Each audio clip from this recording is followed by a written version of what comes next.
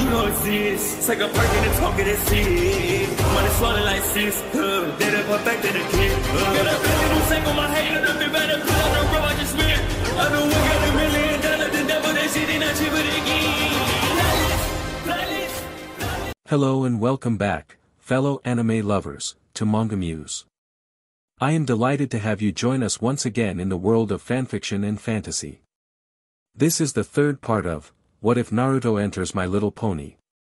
Special note, this fanfic is written and a masterpiece of Hussbek on FANFICTIONnet. Do check and support the author too. Now smash the like, share and subscribe button for more. Also press the bell icon so that you never miss such great parts. Thanks for the introduction. Now let's dive into the world. Naruto was jumping through the trees at a quick until he finally arrived in front of the Ursa Major. Whoa, it looks bigger than Gamabunta. He marveled at the size of it but prepared himself for battle. Hey Big Dipper. How about I help you back to the starry sky since you look lost?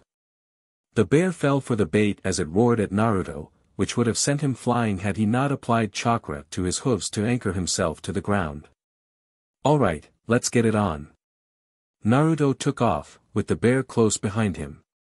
Naruto was darting around the trees while making sure that the bear has him in its sights. He could hear it roaring behind him but didn't turn around to look. Sensing an incoming attack, he jumped into the air to avoid a swipe which barely nicked his tail before turning in midair to fire a chakra bullet. However, the attack merely bounced off its skin and the Ursa Major continued its attack as if nothing happened. DMN, this is tougher than I thought.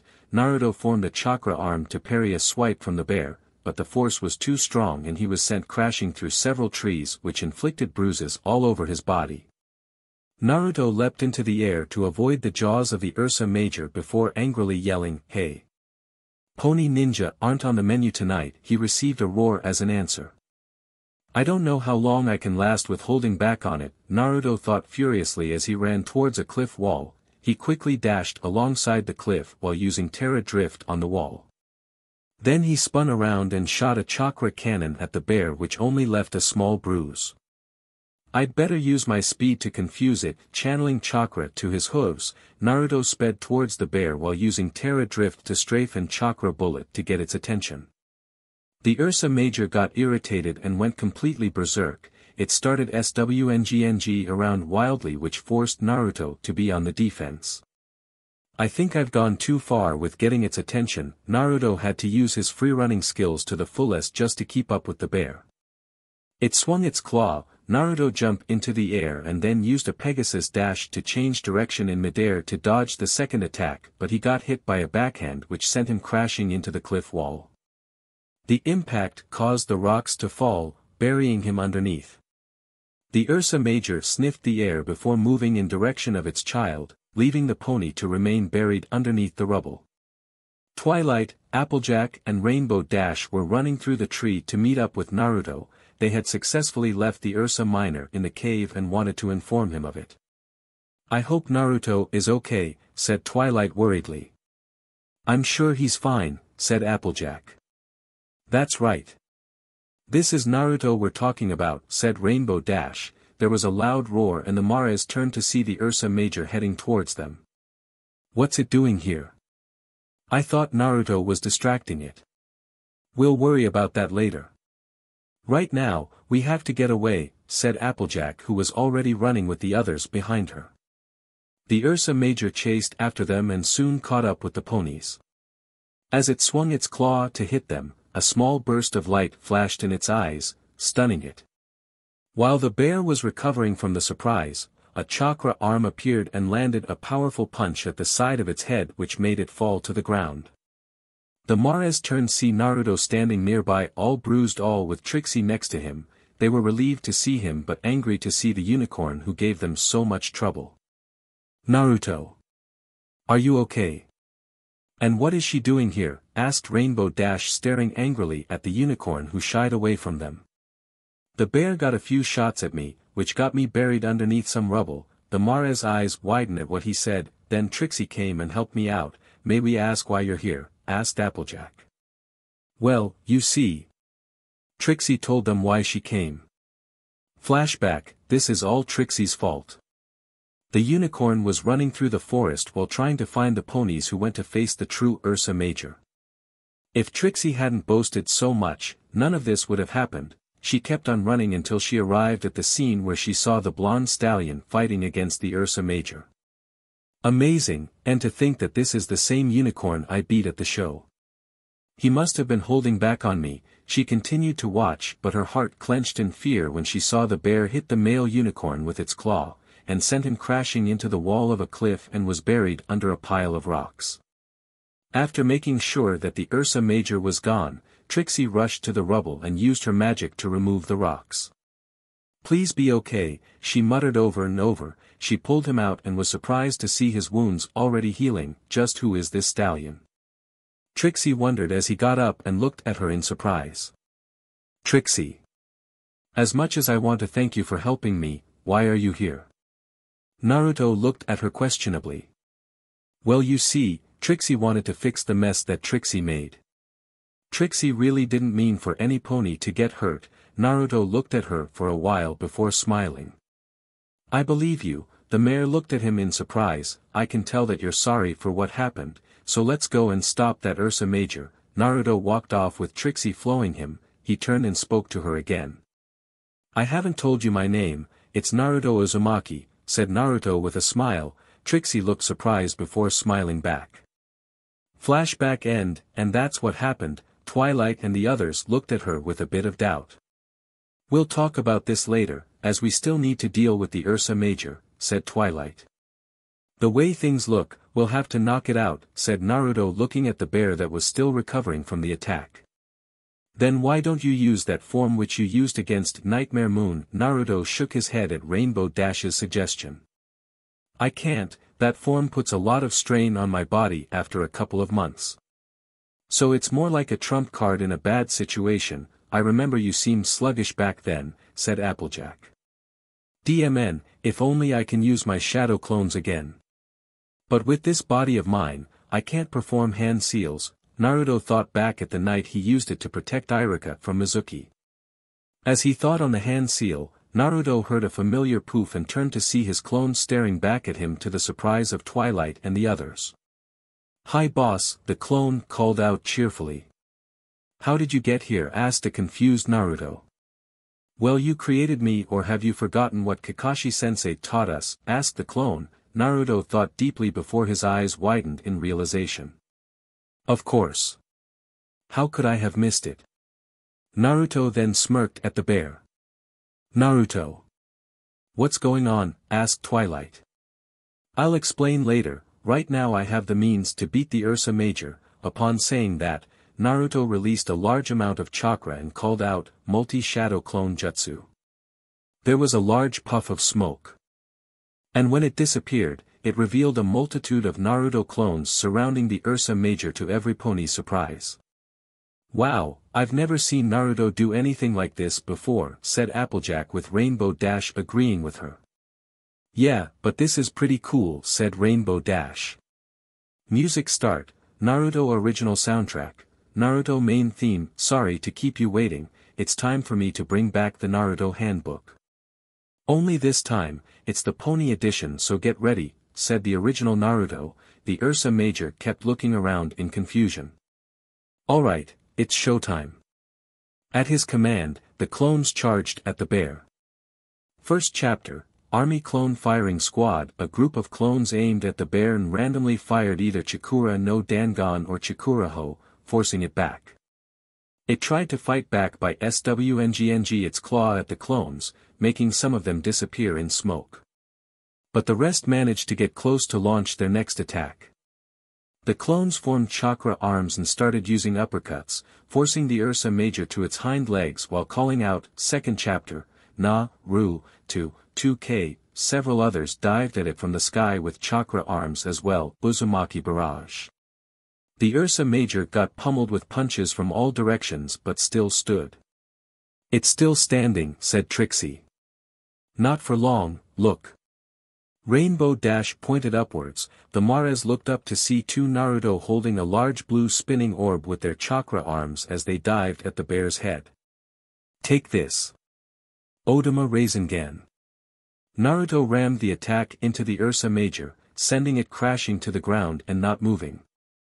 Naruto smirked as he landed on the ground. Show's over, music end later. Naruto and his clones used a levitation spell while helped by Twilight and Trixie to move the Ursa Major into the cave. On the way back to Ponyville, he was being questioned by Twilight. How were you able to perform the shadow clones again? I thought you said that you need to perform hand seals, asked Twilight. The thing is that I had forgotten that my teacher told me that when you become proficient in your jutsu, you can even execute it without using hand seals as you can picture it in your mind, said Naruto. How could you forget something so important? Naruto rubbed the back of his head in embarrassment. I have to say that it's a pretty useful thing to have, it might make bucking apples easier if I could learn it, said Applejack. Naruto turned to Trixie who was silent this whole time. What will you do now, Trixie? The others turned to look at the unicorn. Trixie doesn't know, since the caravan is destroyed, Trixie has no place to go, said Trixie sadly. Twilight and the Mares look at her with sympathy, although they had a rough start in the beginning, she came to help them with the trouble which she caused. You can stay at my place if you want. Trixie as well as the others were surprised at what Naruto said. Are you sure about this, Naruto? Asked Applejack. Yeah, and remember that I'm planning to open up a shop to sell my crystals so she can be hired to work. So this helps both of us, said Naruto. But why would you help some pony like Trixie? She asked the blonde stallion. That's because every pony deserves a second chance, even you, Trixie. Naruto was then hugged by the unicorn who kept muttering her thanks.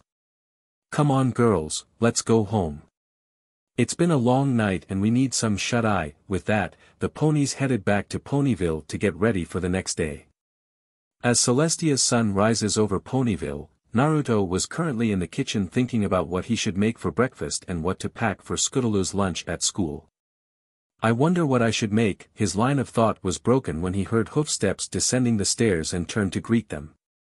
Good morning, Scoots. Trixie, I hope you two had a good night's sleep, said Naruto with a smile. Good morning, big bro. I slept well, said Scootaloo smiling back at him. Trixie enjoyed her sleep as well, said Trixie. That's good to hear. I'm currently planning on what I should make for breakfast, so I'm up for suggestions. Got any? Said Naruto. Anything you make is delicious, so I'm okay with whatever you make, said Scootaloo. Trixie also approves of whatever delicacies that you make, said Trixie. Alright then, you two can go and prepare the table, this won't take long. Naruto headed to the shelves to take out the ingredients while Trixie and Scootaloo went to set up the table in the summer hut. It had been a couple of weeks since the incident with the Ursa Minor and Ursa Major. Naruto helped out with the repairs of the damaged buildings. Fluttershy was quite upset with him for hurting the Ursa Major but forgave him after hearing the reason. Many ponies were mad at Trixie for what she did, although a majority were able to forgive her after hearing about her helping Naruto and the others as a form of making up for her mistakes, but a few were still upset. Applejack, Rainbowdash and Rarity had also forgiven her when she came to apologize for her actions and got along, especially with Rarity due to their shared love for clothes. Due to her caravan being destroyed by the Ursa Minor, Trixie stayed with Naruto at his home and was able to get along with Scootaloo even though it was a shaky start. There were times when Naruto would speak with Trixie that she would talk in a third person, which displayed how comfortable she was with the blonde stallion, although she was aware that the others liked him more than a friend and didn't want to lose to them, as she had also developed feelings because of his kindness and forgiving heart. Okay girls, here's what I've made, said Naruto as he walked towards the summer hut while carrying a tray with his chakra arms. I've made omelette, toast, a pitcher of orange juice and tea for you, Trixie. Thank you, Naruto. Trixie smiled happily. Yeah, thanks big bro, said Scootaloo. After a hearty breakfast, they got ready to head out. Scootaloo decided to go alone on her scooter while Naruto and Trixie walked towards their new place of work. With some assistance from Mayor, Twilight and the other Mares, Naruto was able to construct a shop in the marketplace which he named the Whirlpool, where he sells his customized crystals. Ever since the grand opening, which was a week ago, many ponies came to buy the crystals, which ranged from storage medallions to light bracelets. Most customers comprised of nobles from Canterlot, and he sometimes make deliveries to their residence sometimes, but he always makes time for the others, especially he can just leave a clone in charge of the shop. Along the way, many ponies waved at Naruto and Trixie, but a few frowned at the mare, which disheartened her. Naruto noticed this and quickly spoke up. "Cheer up, Trix, I'm sure that it won't be long until every pony comes around and forgive you for what happened back then. You've got me and the others, so don't worry." Trixie cheered up a bit from hearing his words. "Thank you, Naruto, you always know how to cheer me up." After reaching the shop and putting up the "We're open" sign, Naruto went into the workroom while Trixie was at the counter to attend to any customer that were to enter. Every now and then a pony would come in to purchase a crystal, but aside from that, it was business as usual. "Naruto, we have an order from a noble from Canterlot for several storage crystals." Trixie came in holding a note with her magic. Naruto took the note and read through it before speaking up. "Okay, I'll package the items and get ready to set out for Canterlot while you watch over the shop." "Okay, but Trixie still doesn't understand why you don't like taking the train but rather prefer the road." Trixie was confused with his odd choice of transportation. "Let's just say that I had a bad first impression with trains and I get bored to death riding in them. Besides, I can get to Canterlot and back thanks to my ninja skills." Naruto sealed the package inside his medallion and got ready to leave. "I'll see you later." Naruto reached the outskirts of town and got ready to jump through the trees when he started to cough for a bit before it stopped. "Why did I start coughing like that? Never mind, I'd better move on." Naruto took off, unaware of the smoke which started to rise from a nearby mountain. Meanwhile, Twilight had gathered the other bearers of harmony at the library to discuss a mission which was given to them by Princess Celestia. "What in tarnation is a dragon doing around here?" asked Applejack. "Sleeping." The Mares were confused by Twilight's answer. According to Princess Celestia, the dragon is slumbering in a cave at the top of the mountain close by, but his snoring is what's causing the smoke. "Well, what are we supposed to do about it?" asked Rarity. "I know. We'll just go up there and kick him out of the cave," said Rainbowdash confidently. "Or we can simply persuade him to leave and sleep elsewhere, because if we fail this mission, he'll be sleeping for the next 100 years. So you'll have to gear up, meet back here in less than an hour." "Alright, girls. Let's show that we can do," said Rainbowdash, flying out the window, and the others going to get themselves ready, but Fluttershy stayed behind feeling unsure of herself. Later on, they met up with Twilight in front of the library with their saddlebags. "Alright, girls, the dragon is located in a cave at the very top of the mountain. I'll plan out the route so we'll be able to make it there within the day." At hearing Twilight mention the mountain, Fluttershy felt even more scared. Twilight, I wanted to ask why Naruto isn't here with us," said Fluttershy. "Now that you mention it, Fluttershy, I haven't seen him for a while now," said Applejack. "I tried to look for him at his shop, but Trixie told me that he had gone to Canterlot to make a delivery to a noble and won't be back for a while, so we'll have to go on without him." Hearing this made Fluttershy feel depressed. She was hoping that his presence would reassure her. "Oh darn, if I knew that Naruto was going to Canterlot, I could have asked him to buy some fashion catalogs for me." Rarity whined at a missed opportunity. "Twilight, are you sure that you want Fluttershy to come along? The mare looks like she could be scared of her own shadow," said Rainbowdash. "Fluttershy is probably nervous. I'm pretty sure that she'll calm down on our way to the mountain." Twilight and Rainbowdash heard a squeak and turned to see Fluttershy actually duck in the bushes to hide from her own shadow. Rainbowdash gave Twilight a look that said, "I told you so." "Alright, girls, let's move out," said Twilight. With that, the Mares took off towards the mountain while carrying a squealing Fluttershy. Meanwhile, Naruto had already arrived at Canterlot, is currently trying to find the address on the note with no luck. The note says that I'm supposed to meet someone here to deliver the crystals. Naruto was looking around while levitating the note with his magic. "Excuse me, but are you the pony who is supposed to deliver a package?"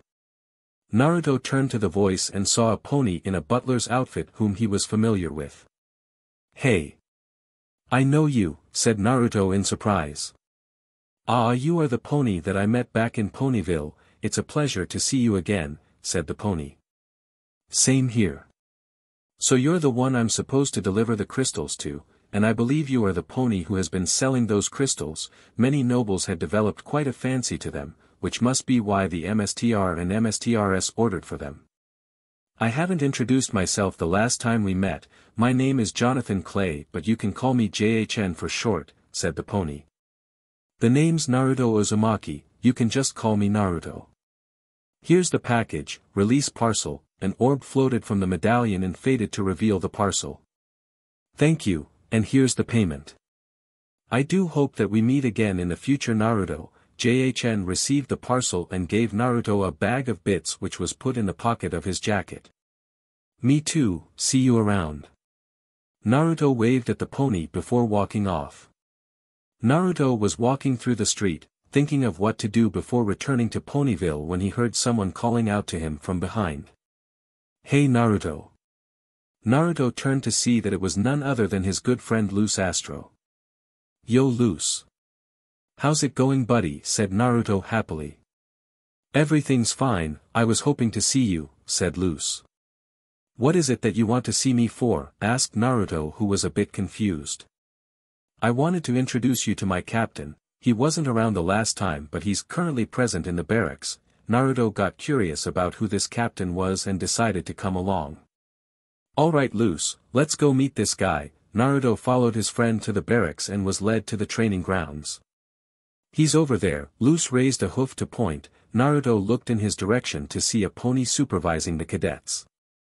He is a unicorn with a light gray coat and a sapphire blue mane with cerulean and phthalo blue streaks. His cutie mark is of a deep blue shield with a pink star at the center and 3 stars above it.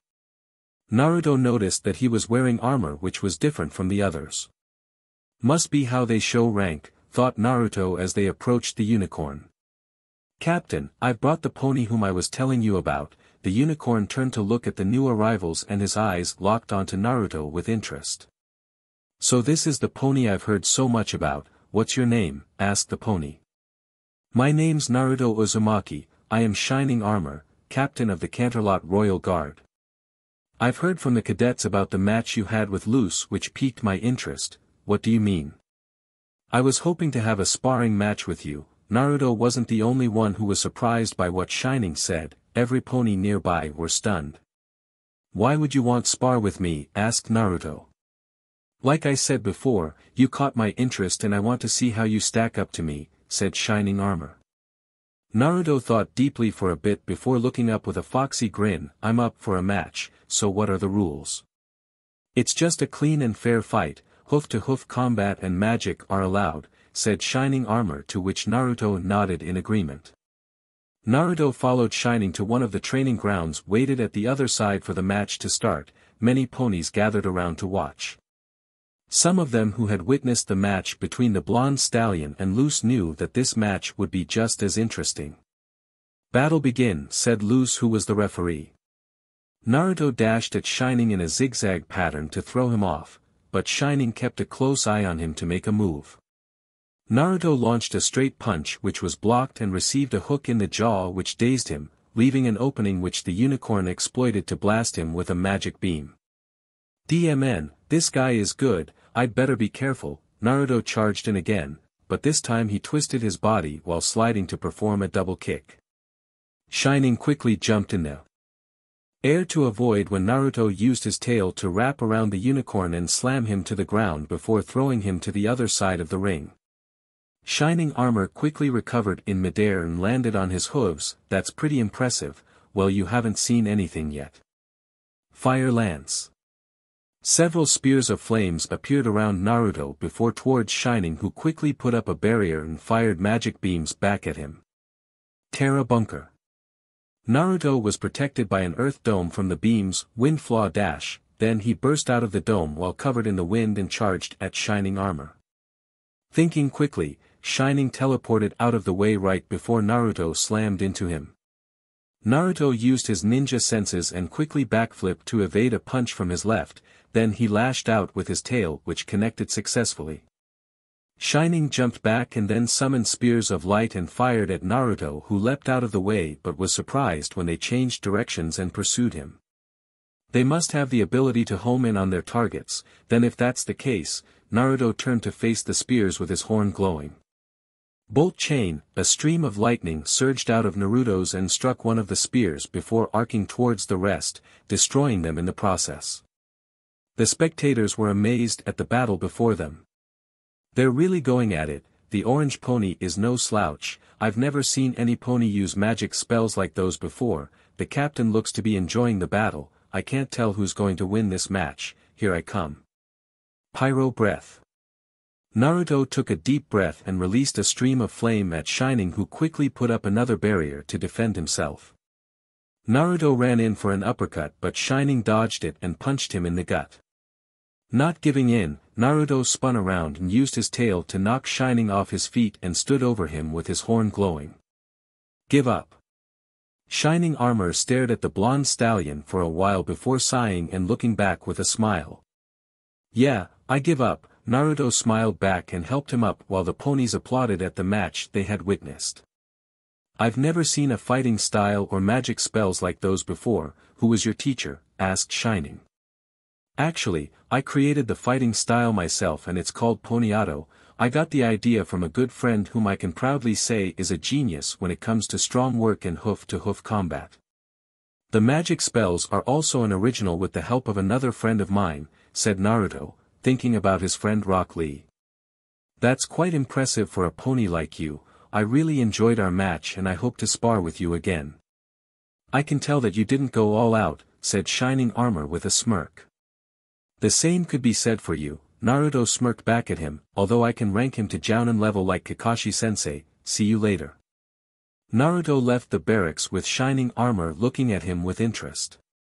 A pony like him might catch my sister's attention due to her love for learning new things. I'd better keep an eye on him if that ever happens, Shining Armor thought deeply. Naruto have already left Canterlot and was currently jumping through the trees but then started coughing again, forcing him to stop for a moment. Why am I coughing again and why does the air smell strange? Naruto looked up and saw plumes of smoke floating above him. Where did this smoke come from? I'd better get to Ponyville quickly just in case. Naruto took off, only moving faster this time. Upon arriving at Ponyville, Naruto headed to the shop to meet with Trixie. Hey Trixie, I just got back from delivering the package at Canterlot, said Naruto upon entering. Welcome back Naruto. Oh, Twilight came here looking for you, said Trixie. Really? Then I'll head to the library to see her and here's the payment. Naruto placed the bag of bits on the counter before leaving for the library. When he reached the library, Naruto saw Spike arranging the books and called out to him. Hey Spike, Trixie told me that Twilight was looking for me at the shop but I wasn't around, said Naruto. Oh Naruto, you're back. Princess Celestia had given her and the others a mission to go and wake up a sleeping dragon. Naruto was surprised upon hearing what Spike said. Wake up a sleeping dragon. Yeah, apparently it's unconsciously releasing smoke in its sleep and if they don't wake it up and get it to leave, it will sleep for the next 100 years, said Spike. That explains the smoke I saw, then I'd better catch up with them. Which way did they go? Spike pointed at a tall mountain through the window. Naruto could see the smoke originating from there. The dragon is sleeping in a cave up there, that's where they're headed. Thanks for the info Spike, I'm heading out. Naruto dashed out of the library and in direction of the mountain. When he reached the foot of the mountain, Naruto used his Orikoki to locate them. I found them and they're halfway up the mountain, I'd better step it up. Naruto started running up the mountain after channeling chakra to his hooves. As he was making his way up, Naruto heard a loud voice shout out. Avalanche! Soon after, the ground started to shake and large boulders fell from above. Realizing the danger that the Mares might be in, Naruto galloped even faster, all the while dodging the falling boulders and sometimes shattering some with chakra-infused punches and kicks. Naruto finally arrived to see Twilight and the others dodging the boulders for their dear lives. He swung into action by summoning some shadow clones and they proceeded to shatter the rocks until they finally stopped falling. Naruto breathed a sigh of relief and joined up with the others. Naruto, you're back. Twilight and rest of the Mares were happy to see him, especially Fluttershy. Yeah, Spike told me about you're up to when I got back and here I am, said Naruto. We're really glad that you came when you did, darling, said Rarity. Yeah, none of this would have happened if Fluttershy hadn't yelled. Fluttershy was depressed at hearing what Rainbowdash said. Take it easy, Dash, I'm sure Shy didn't mean it. Naruto smiled gently at Fluttershy, well aware of her timid nature, which cheered her up a bit. Naruto's right, Dash, so let's get a move on, said Applejack. After a few hours of climbing, the group finally reached the top of the mountain. Naruto could see the smoke which was coming out of the cave and turned to see Fluttershy hiding behind him, quivering in fear. Here we are, now Fluttershy, you'll go in there and try to persuade the dragon to leave and to go and sleep elsewhere, but Fluttershy didn't move as she was still quivering. Twilight tried to make her go along with Applejack and the others except Naruto, but she won't even budge. Fluttershy, why won't you go? It's just that I am scared, said Fluttershy. Scared of what, Shy? Asked Naruto with concern. I am scared of dragons. How can you be scared? We saw you walk up to a manticore like it's nothing, said Rainbowdash. Yeah, and you aren't scared of Spike, said Pinkie Pie.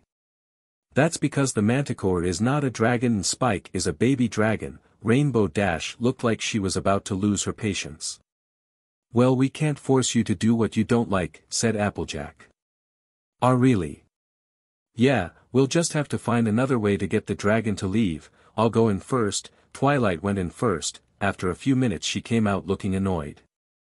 How did it go? Asked Naruto. He completely ignored me, didn't listen to a word I said, said Twilight. Now what do we do? Asked Applejack. Allow me to talk to him, this requires a feminine touch. Rarity walked in cave. In another few minutes they heard a loud roar and Rarity came running out. Darn, I was so close, Rarity whined. Close to getting the dragon to leave or getting the diamonds? Questioned Twilight. I was hoping for both. They heard a kazoo and turned to see Pinkie Pie wearing a costume which made Naruto want to laugh. What in tarnation are you doing, wearing that get-up, Pinkie? Asked Applejack. I was hoping that getting him to laugh would have him on our side. Pinkie went in and a few seconds later, she came out with some of her costume missing. I'm guessing that he doesn't have much of a sense of humor, huh, Pinkie? Asked Naruto. Yup, Rainbowdash had finally hit the limit of her patience. That does it. We've tried everything and they didn't work, so I'm going in there and kick him out myself.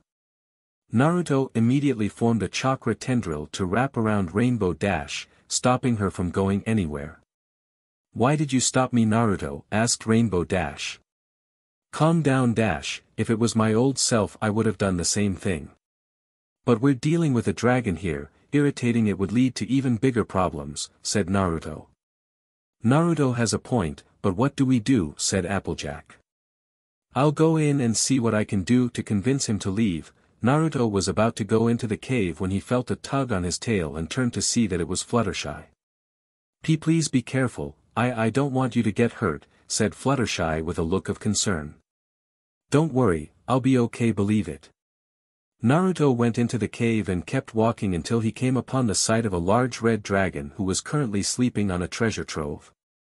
This guy could get along with Shikamaru, they both loved to sleep, thought Naruto as he drew closer. Excuse me, I know that we might be annoying you, but we're really hoping that you would sleep somewhere as it's causing major problems for my friends in the nearby town. We would really appreciate it, and if you would comply, what do you say? Naruto received an answer when he got slammed by the dragon's tail and sent flying out of the cave and crashed into a boulder. DMN, I couldn't dodge since I still sore from that spar with Shining. Naruto gritted his teeth as he endured the pain.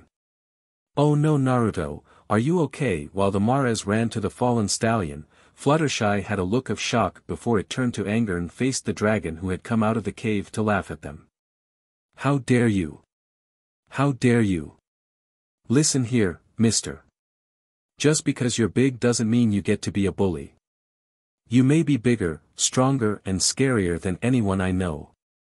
But you do not, and I repeat, not hurt those I care about. You got that? Twilight and the others were stunned at how Fluttershy spoke to the dragon when she was being timid a moment ago. I must say that I've never seen this side of Fluttershy before, said Rarity. I'll say, said Rainbowdash. Naruto smiled gently as what he saw reminded him of when Hinata stood up to Neji during the Chunin exams. The dragon was stunned for a moment and then had a look of anger. How can I let a pony talk to me like this? I won't stand for it. When Fluttershy turned to check on Naruto, the dragon let out a breath of fire at the ponies. Watch out! Twilight shouted out. They closed their eyes to brace for the hit, but that didn't happen when they heard a voice call out. Kozai no Jichenji, Shirudo. When the flames died out to reveal that a shield hovered in between them as if defending. The shield disappeared in a flash of light to show Naruto standing there and with a look of anger on his face. We tried to be nice to you just so you can leave, but you had the guts to attack those I consider precious to me, huh? Well, you can pat yourself in the back because you just made it on the list of someone to be beaten up by me. Naruto slowly walked towards the dragon, who began to feel uncomfortable from the stare that the orange pony was giving him, while the Mares were once again stunned at what they are seeing. Have you ever seen Naruto get this mad before? Asked Applejack. I don't think any pony has ever seen Naruto get mad before, Twilight. Instincts told the dragon not to cross this pony, but his arrogance overrode that thought.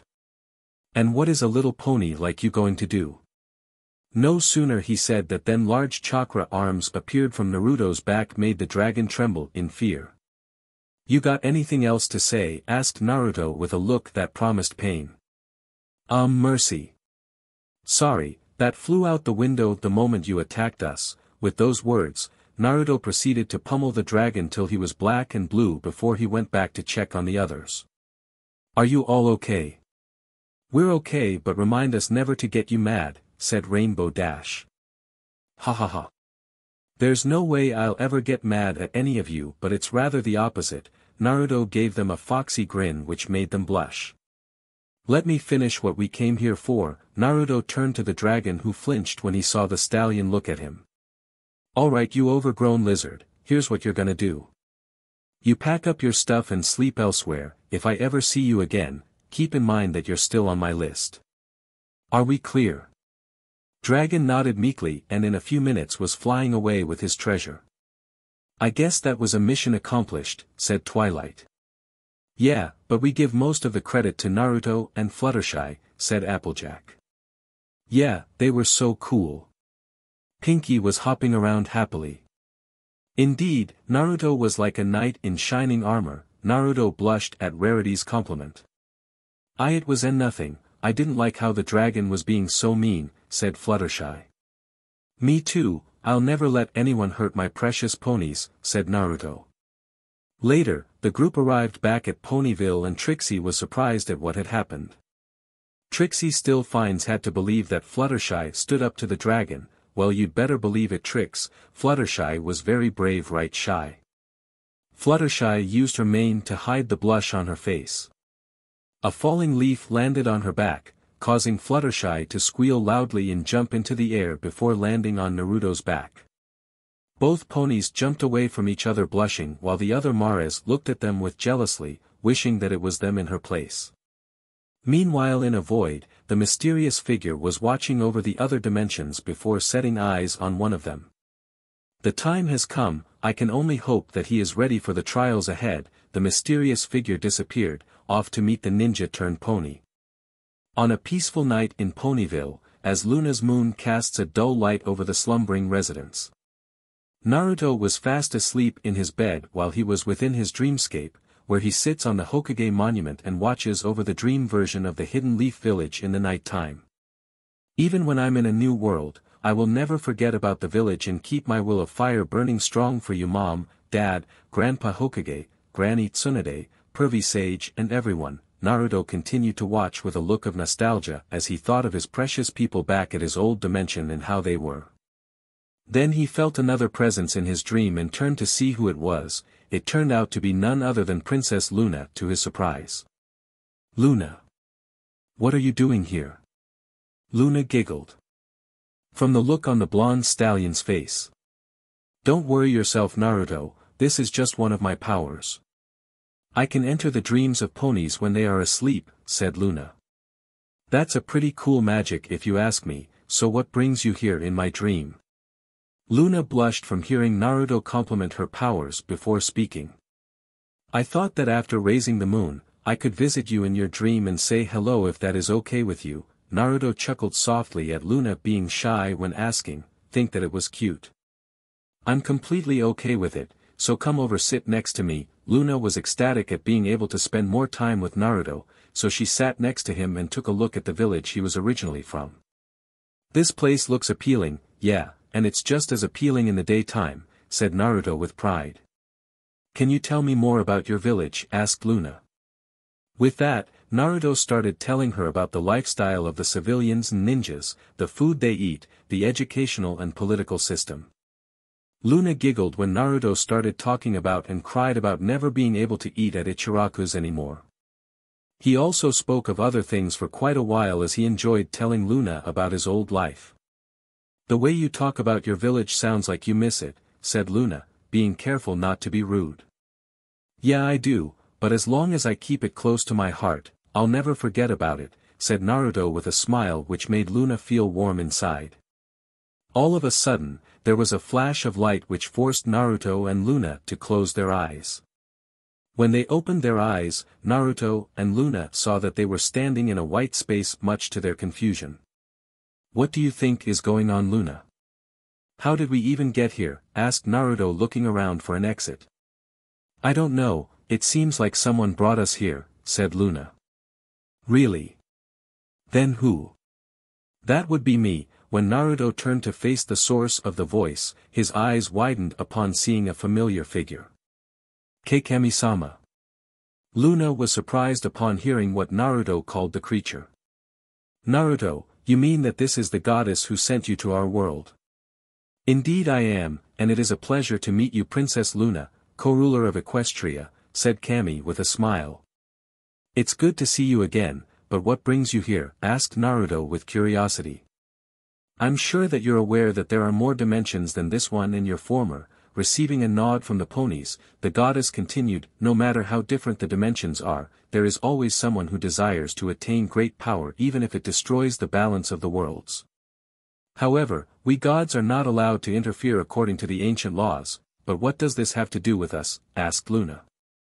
I was hoping that Naruto would travel to these worlds and stop them. They were stunned by what the goddess had said. What do you mean by that, Kami-sama? Asked Naruto, who was confused. Normally the heroes would rise up to stop them, but I fear that they are not strong enough to face them.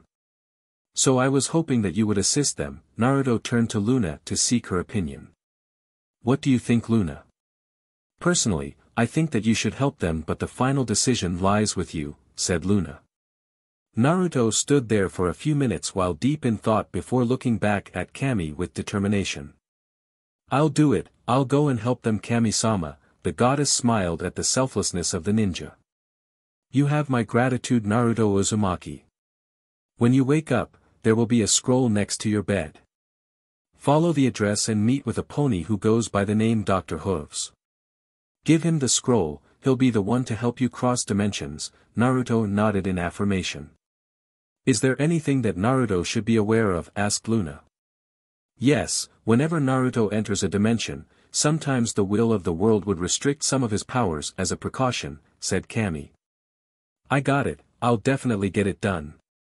You can count on me, Kami-sama, believe it. I wish you good fortune on your mission. With those words, Naruto and Luna found themselves back in his dreamscape. I'd better get myself ready, said Naruto. Okay, but please be careful and come back safely, said Luna. I'll be sure to come back, and that's a promise.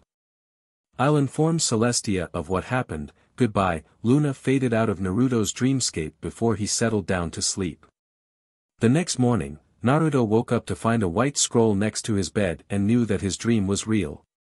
After breakfast, Naruto told Trixie and Scootaloo that he will be gone for a while, then summoned a shadow clone with extra chakra to help Trixie with the shop before setting out for the location written on the scroll. I guess that this is the place. Naruto looked up from the scroll to look at the house. He walked up to the door and started knocking until he heard a voice from inside. Hold on, I'm coming. The door opened to reveal an earth pony with a brown coat and black mane. His cutie mark is of an hourglass. Excuse me, but are you Dr. Hooves? Asked Naruto. Yes I am, how may I help you? Asked the pony. I would like for you to read this. Naruto gave him the scroll to read. After reading through the scroll he opened the door wider for Naruto to enter.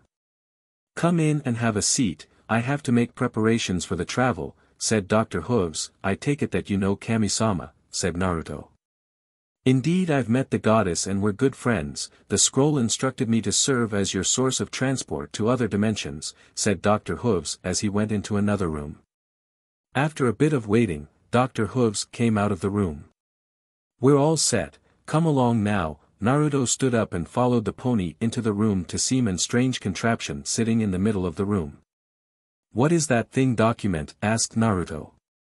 This my friend is the TARDIS, with it we can travel to different dimensions with no problems at all. So are you ready? I'm ready for anything, believe it.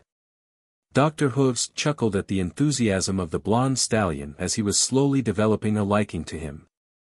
All right then, let us be off. With that the duo entered the machine and in a flash of light, it disappeared. Meanwhile in the royal palace, Luna was telling Celestia of what happened in Naruto's dream. I see, that's what happened, said Celestia.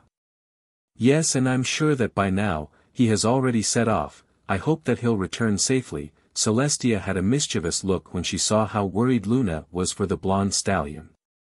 I'm pretty sure that you would cuddle his foxy tail when he gets back, said Celestia, giggling at her sister who was stuttering. So that's how she wants it. Well, two can play at that game, thought Luna. Maybe I will, and you won't get to enjoy it. Luna smirked as she looked at her sister start to stutter as well. You won't leave your sister out, would you? Said Celestia hesitantly. I don't know, I'll have to think about it. Luna walked away with Celestia following after her. Inside the TARDIS, Naruto felt a shiver crawl up his spine. What's the matter? You have a cold? Asked Dr. Hooves. No, it's just that I have a feeling that my tail is in danger when I get back. That is quite a queer feeling, I know. Anyway, can you tell me about this world that we're heading to? Asked Naruto. Well, according to the scroll, in this world there are human and the creatures called pocket monsters or Pokemon for short. It says that humans and Pokemon sometimes work together. In their day-to-day lives, the most popular are these Pokemon battles, said Dr. Hooves. Wow, that sounds so cool. When I get there, who should I be looking for? You are to seek out a boy by the name Ash Ketchum with his partner Pikachu, who looks like a yellow mouse with tail shaped like a lightning bolt. He is the hero of his dimension. Naruto nodded in affirmation of the mission. Soon the TARDIS reached the end of the warp. In an alleyway between two buildings, the TARDIS appeared from the warp hole and settled on the ground. Naruto opened the door and stepped out, but when he did, he felt something cut off his connection with his magic and Kozai no Ha but left him with access to his chakra. I guess that's the world restricting some of my powers, like Kami-sama said, thought Naruto. He turned to Dr. Hooves. Okay doc, I'm heading out. Alright, do be careful and good luck. Naruto nodded and started jumping from roof to roof in search of his target. While surveying the area, Naruto was enjoying the scenery around him. This place is so appealing, different from Equestria and the elemental nations. Naruto's line of thought was broken when he heard someone shout. Stop Team Rocket, let go of Shaman. Naruto looked down to see a boy and girl wearing a white uniform with red R on the chest with a bipedal cat while carrying a small Pokemon that looks like a hedgehog except that it has green grass-like fur on its back with a pink flower with 2 leaves on each side of its head. Behind, Naruto saw a boy with a yellow mouse riding on his shoulder with a girl carrying a Pokemon which looks like a blue penguin and a tan-skinned boy with closed eyes pursuing them. I guess that's Ash and those must be his companions. I'd better help him out. Naruto was about to go after them when he noticed that there's some sort of ripple on the reflections of the triangle-shaped statues. What was that? I can think on that later. Naruto dashed off to catch up with them. Meanwhile, Ash and the others had finally caught up with Team Rocket. Then all of a sudden a portal opened up from one of the statues and sucked Team Rocket inside. Dawn was able to grab Min, but she got sucked in as well. Without a second thought, Ash jumped in after them.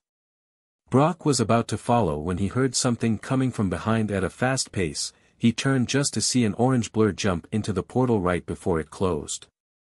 What was that? Thought Brock with surprise. When Naruto saw them fall into the portal and jumped in after them, he wasn't expecting to find himself in another realm which was different from what he would have seen.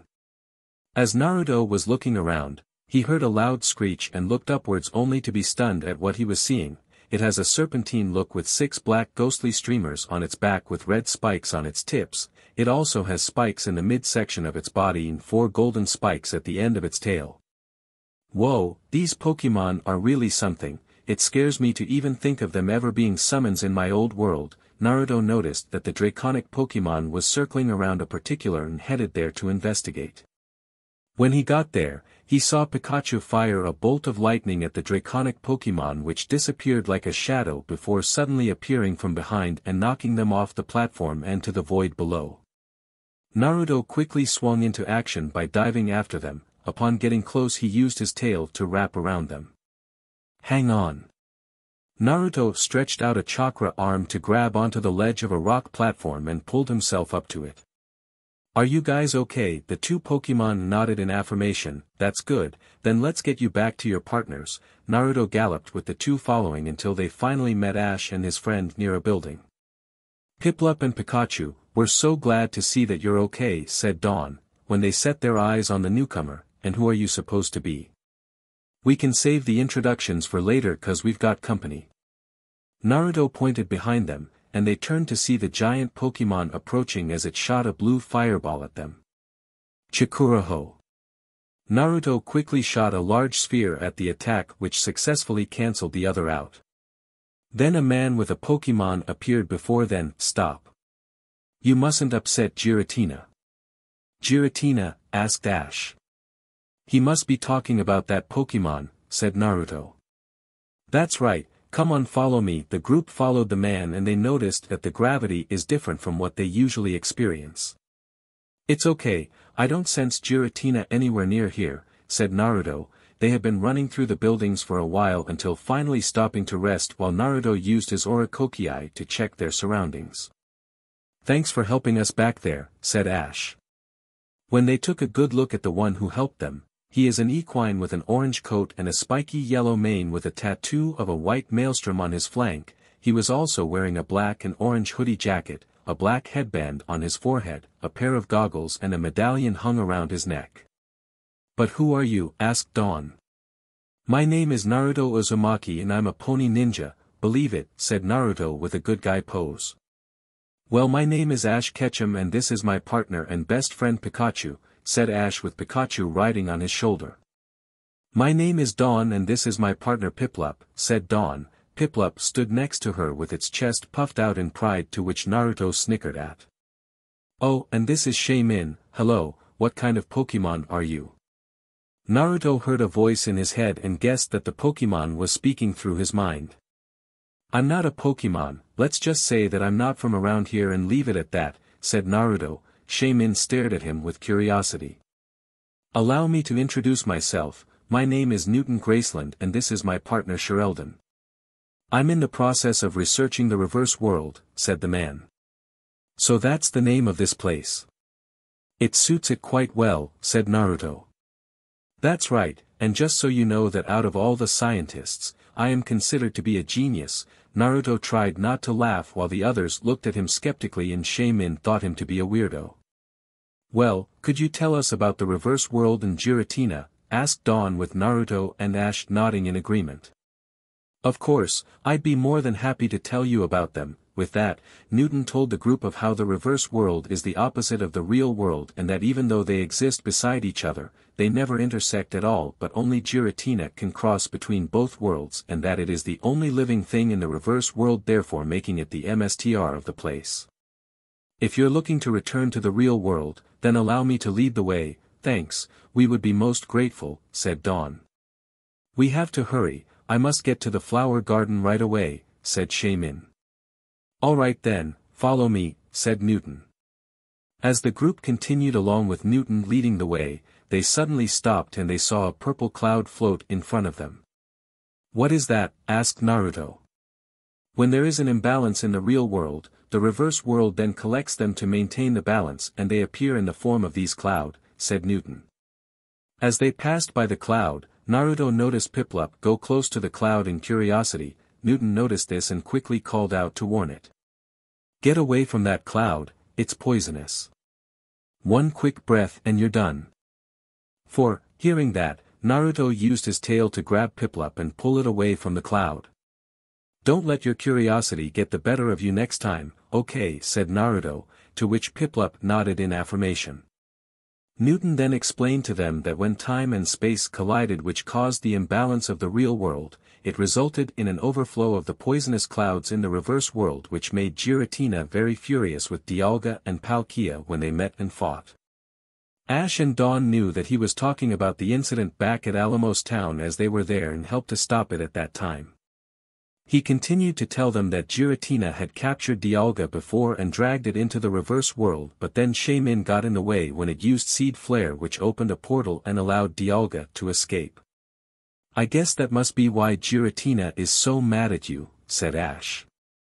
"Not only that, Giratina can't cross between worlds anyone as Dialga had done something to prevent it from doing so, it serves Giratina right," said Shaman. "I wouldn't be saying that if I were you, since we're still here and Giratina is around," said Naruto with a smirk. Shaman kept quiet after hearing that. When a bubble floated next to them, Ash and Dawn saw their friend Brock through and tried to touch it before Newton could warn them and it burst into sparkles of light. "Be careful. If something gets destroyed here, it has a big influence in the real world," said Newton. Naruto paid close attention to what he said as he had a nagging feeling that his mission might have something to do with it. Soon a loud screech was heard. The group looked up to see that Giratina had returned. "It's back," said Dawn. "Let's get out of here." Shaman jumped out of Dawn's arms and onto Ash's head, forcing him to jump onto a rock platform. "You guys get out of there. Giratina is right behind you," shouted Naruto. Not bothering to look behind him, Ash jumped off the platform closely avoiding Giratina, but Shaman got captured in its jaws. "Oh no, Shaman. Don't worry, I got this." Naruto jumped from platform to platform in pursuit until he caught up with them. "Shaman, hang on, I'll get you out of there." "Please hurry, I don't want to get eaten," said Shaman in fear. Naruto formed a chakra tendril and used it to wrap around Shaman and pull it away from Giratina much to its surprise. "What took you so long?" said Shaman. "Geez, grateful much." Naruto used his chakra tendrils to zip back to the group, using the lamp posts and other things as grapple points due to the shift in gravity. "Good job, Naruto." Naruto gave Shaman back to Dawn as they followed Newton to the portal. "Alright, this is the only way out to the real world, so hurry." Ash and the others jumped through the portal until Naruto was left. "What about you, Newton?" "We can't leave you behind," said Naruto. "Don't worry about me, I still have things to do here." "The only thing I can tell you is to watch out for mirrors," said Newton. Naruto looked at him for a bit before finally relenting, then he proceeded to jump through the portal and managed to reach the other side and saw Ash and the others there waiting for him. "What happened to Newton?" asked Dawn. "He said that he still had things to do in the reverse world and that we should watch out for mirrors," said Naruto. "Reverse world? What's that and who are you?" asked Brock. Naruto was about to answer when the reflection of the statue rippled and they saw Giratina fly by. "It's coming this way," said Shaman. "I'm guessing that these mirrors serve as entry points into the reverse world," said Naruto. "If so, then it's too dangerous for us to be here, let's get going." The group took off to a safer place with a confused Brock following them. "Will someone please tell me what is going on?" Unknown to the group, they were being watched by someone. In a dark room, a man, white hair covering on of his eyes and wearing a suit with the number 0 on it, was sitting and watching several monitors showing Naruto and the others on the move. "Interesting, so that is how it is. That Shaman will be of use to me," said the man as he got up left the room with an evil smile on his face. Wow, I never knew that there was a world like that, I wish I could have seen it, said Brock. The group were sitting on the bench in the middle of the city after making sure that they weren't near any place that had a reflection. Ash, Dawn and Naruto, after introducing himself, told Brock what they had experienced when they had passed through the portal.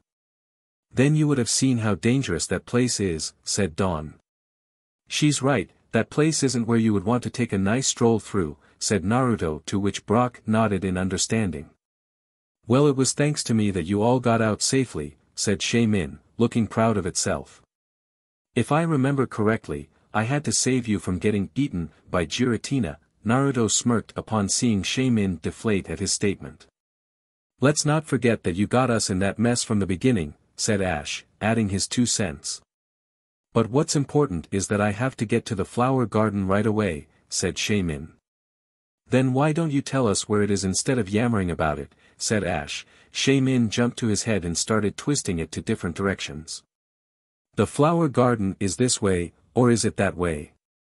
How we supposed to get you to this place when you don't know which way to go, thought Naruto with a sweat drop. All of a sudden, a group of what Pokemon which closely resembles magnets surrounded them and barred their way. Naruto and the others looked to see a white-haired man riding on an air scooter and was looking at them with an evil grin. Naruto could sense the greed emitting out of him. I'll be taking that Min off your hands, said the man. You're popular, said Ash. Do you have a fan club or something? It seems like everyone is trying to get their hands on you, said Naruto, keeping his eyes on the man. He could tell that his intentions are not good.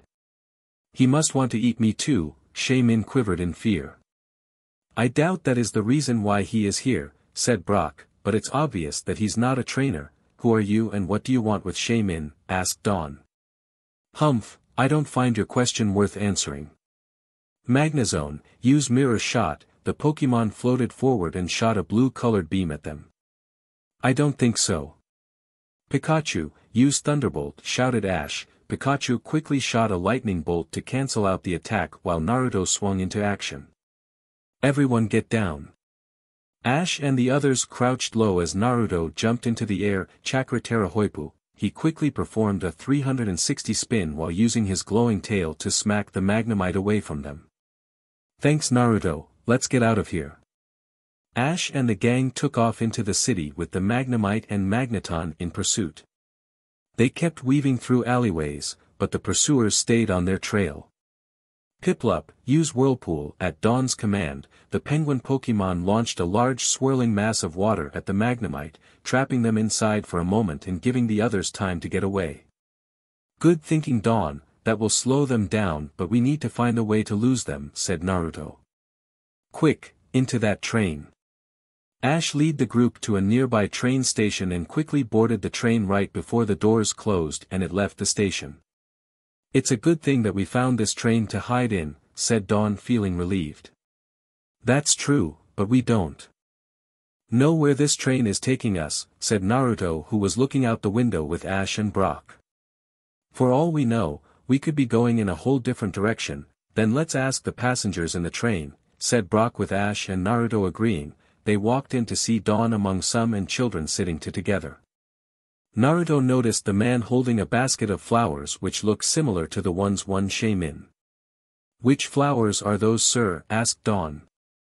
These are Gracidia flowers. Since they look like Min the gratitude Pokemon, you can send a bouquet of them to someone as a sign of gratitude, said a chubby woman who was sitting nearby with the children. Gracidia flowers, huh? Naruto looked at the flowers thoughtfully. That's correct, I once went mountain hiking and actually had the chance to come upon the shaman's flower bearing, said the man holding the flowers. When Dawn went closer to the flowers, some of its pollen made contact with Min, which resulted in a bright light, and then it faded to reveal Min in a different form, much to everyone's surprise. Min now had a canine-like appearance with a few of a small reindeer. The fur on its back changed into a mohawk and has a red petal on the left side of its neck like a scarf. Naruto noticed that Min now had an aura of confidence which was a direct opposite of its previous form. Min stretched its body a bit before jumping into the air and started to fly around. What just happened? Asked Dawn, curious at the change. You see, Shamin change from land form into sky form when they come in contact with the pollen of Gracidia flower, which is why the Shamin gather at the Gracidia flower garden so they can change forms and fly off, said the man. You see, that's why I'm in such a hurry. If I don't make it in time, I'll get left behind, said Shamin. Can you tell us the way to the garden? We're looking for it, said Brock. Of course, I can even show you. Come along. The chubby woman led the group to a map posted on the wall and pointed at it. If you transfer to a boat at the next stop, it will take you straight to the garden. And you have a perfect timing as the flowers are about to bloom. I would love to see it, said Dawn. Me too, Ash agreed with her. Naruto smiled at them before he sensed something coming their way and it felt familiar. Guys, stay sharp, they're back again. Just as he said it, the glass shattered and everything turned to see the Magnemite and Magneton floating towards them. What do they want? Asked the man in alarm. They're after Shamin, answered Dawn. Well, they're not going to catch me. Shamin flew into air right as two Magnemite tried to tackle it but ended up colliding with each other. Then it launched a green sphere which knocked several of the Pokemon back. Pikachu, get in there and use Iron Tail on them. Pikachu quickly dashed at them with his tail, taking on a white glow and swung at the Magnemite, dealing some damage on them. Piplup, helped them out with Bubble Beam. Piplup opened his beak and fired a barrage of bubbles to back the others. Pikachu then covered its body with electricity and slammed into them, followed by a whirlpool from Piplup. Two Magnemite tried to attack Pikachu from behind but they sent away by an energy ball from Shamin. Soon enough, their combined assault forced the Magnemite to retreat and everyone cheered for their victory until Brock called to their attention. Hang on guys, we still got one more left. Brock pointed at the Magnezone that was trying to force itself inside. Naruto stepped forward with a smirk on his face. Heh, you guys had your piece of the action, but this one's all mine. A chakra arm formed from his back and everyone saw a blue rotating sphere appear on the hand. Then Naruto dashed forward and rammed his father's signature attack in the Pokemon Rasengan. Although it was low-powered, the technique was enough to send Magnezone flying into the distance before the train entered a tunnel. Naruto turned to the others with a grin that would one think of a fox. What do you think of that? That was amazing, Naruto. Was that an aura sphere? Asked Shamin. Naruto shook his head in a negative. No, that was one of my father's most powerful techniques called the Rasengan. It was taught to me by my godfather, said Naruto to the awe of everyone around. Soon the train reached its stop. Ash and others boarded the boat while saying farewell to passengers who were seeing them off. Along Dawn got about how this river and valley came to be. Brock read through the tour book and told them that there's a glacier in the mountain which is wearing away from a very long time ago and that the flower garden is located very close to it. Then they watched several water Pokemon swim underwater, sometimes jumping out before falling back in. Piplup decided to jump in for a swim. Hey, check this out. Shamin took to the air while performing tricks to impress Ash and the others. Naruto noticed Pikachu watching Shamin as if he wanted to join. Hey Pikachu, you want to join in with Shamin? Pikachu turned to nod at Naruto, who grinned at the lightning mouse Pokemon. Then climb onto my back and I'll take you into the air. This drew confused looks from Ash and the others. You mean you can fly? But I don't see any wings on you. Naruto simply smirked at Dawn's question. Never judge a book by its cover, especially when it comes to me. I've always been known as the most unpredictable ninja. Let me show what I mean. Chikura no Tsubasa, wings of energy appeared on his back to their surprise. Pikachu excitedly climbed on his back and Naruto put on his goggles and took to the air, where he met up with Shamin, who was surprised to see him fly. Whoa, you can fly, said Shamin. Yeah, now let's have some fun, tagged it. Naruto tapped Shamin with his hoof and took off with it in pursuit. Soon it turned into an aerial game of cat and mouse, with Naruto employing some of the tricks which he came up with Rainbowdash, and Shamin was finding it strong to tag him sometimes while Pikachu was enjoying the wild ride. For someone without physical wings, you sure know how to fly. said Shamin smiling happily, although it faltered a bit when it thought of when they would separate at the flower garden. Well, I learned from one of the best flyers from my town, said Naruto proudly. Meanwhile in Ponyville, Rainbowdash was relaxing on a cloud when she suddenly sneezed. Some pony must be talking about me and I feel proud of it. She shrugged and went back to sleep with a smile on her face. Back with Naruto, he was still playing with Shamin and Pikachu as the sun was setting. Let's get back to Ash and the others. When they got close to the boat, Naruto saw a familiar portal open close to it. Isn't that the portal to the reverse world? Asked Dawn. Then we better get out of here, said Brock. Shamin landed next to them and glared at the portal. Well, I'm not going anywhere. Then a vortex of wind came out of the portal and sucked them in. Naruto quickly flew in after them before it closed, unaware that the white-haired man had returned with his Pokemon and followed them into the reverse world. The gang were able to land on solid ground after passing through the portal as Naruto hovered above them with Pikachu on his back. So this is the reverse world, kinda amazing as you look around, Brock. That's true, but we have to get out of here before Giratina shows up, said Dawn. Then we have to find Newton. He'll help us get out of here, said Ash. Hey guys, don't look now, but Giratina's back. They turned to see the MSTR of the reverse world was approaching them, but before it could get any closer, an energy ball hit and everyone turned to see that it came from Shamin. Giratina, I'm challenging you. Shamin swooped in and launched another energy ball, but Giratina used Shadow Force to dodge and reappear behind Shamin, sending flying out of control.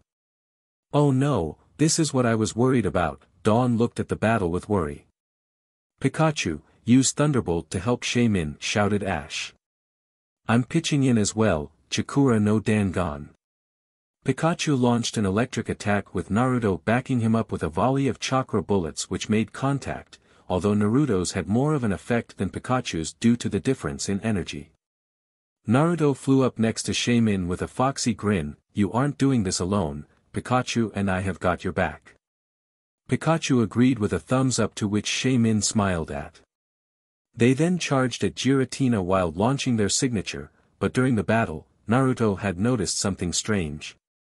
Why hasn't Giratina been fighting back?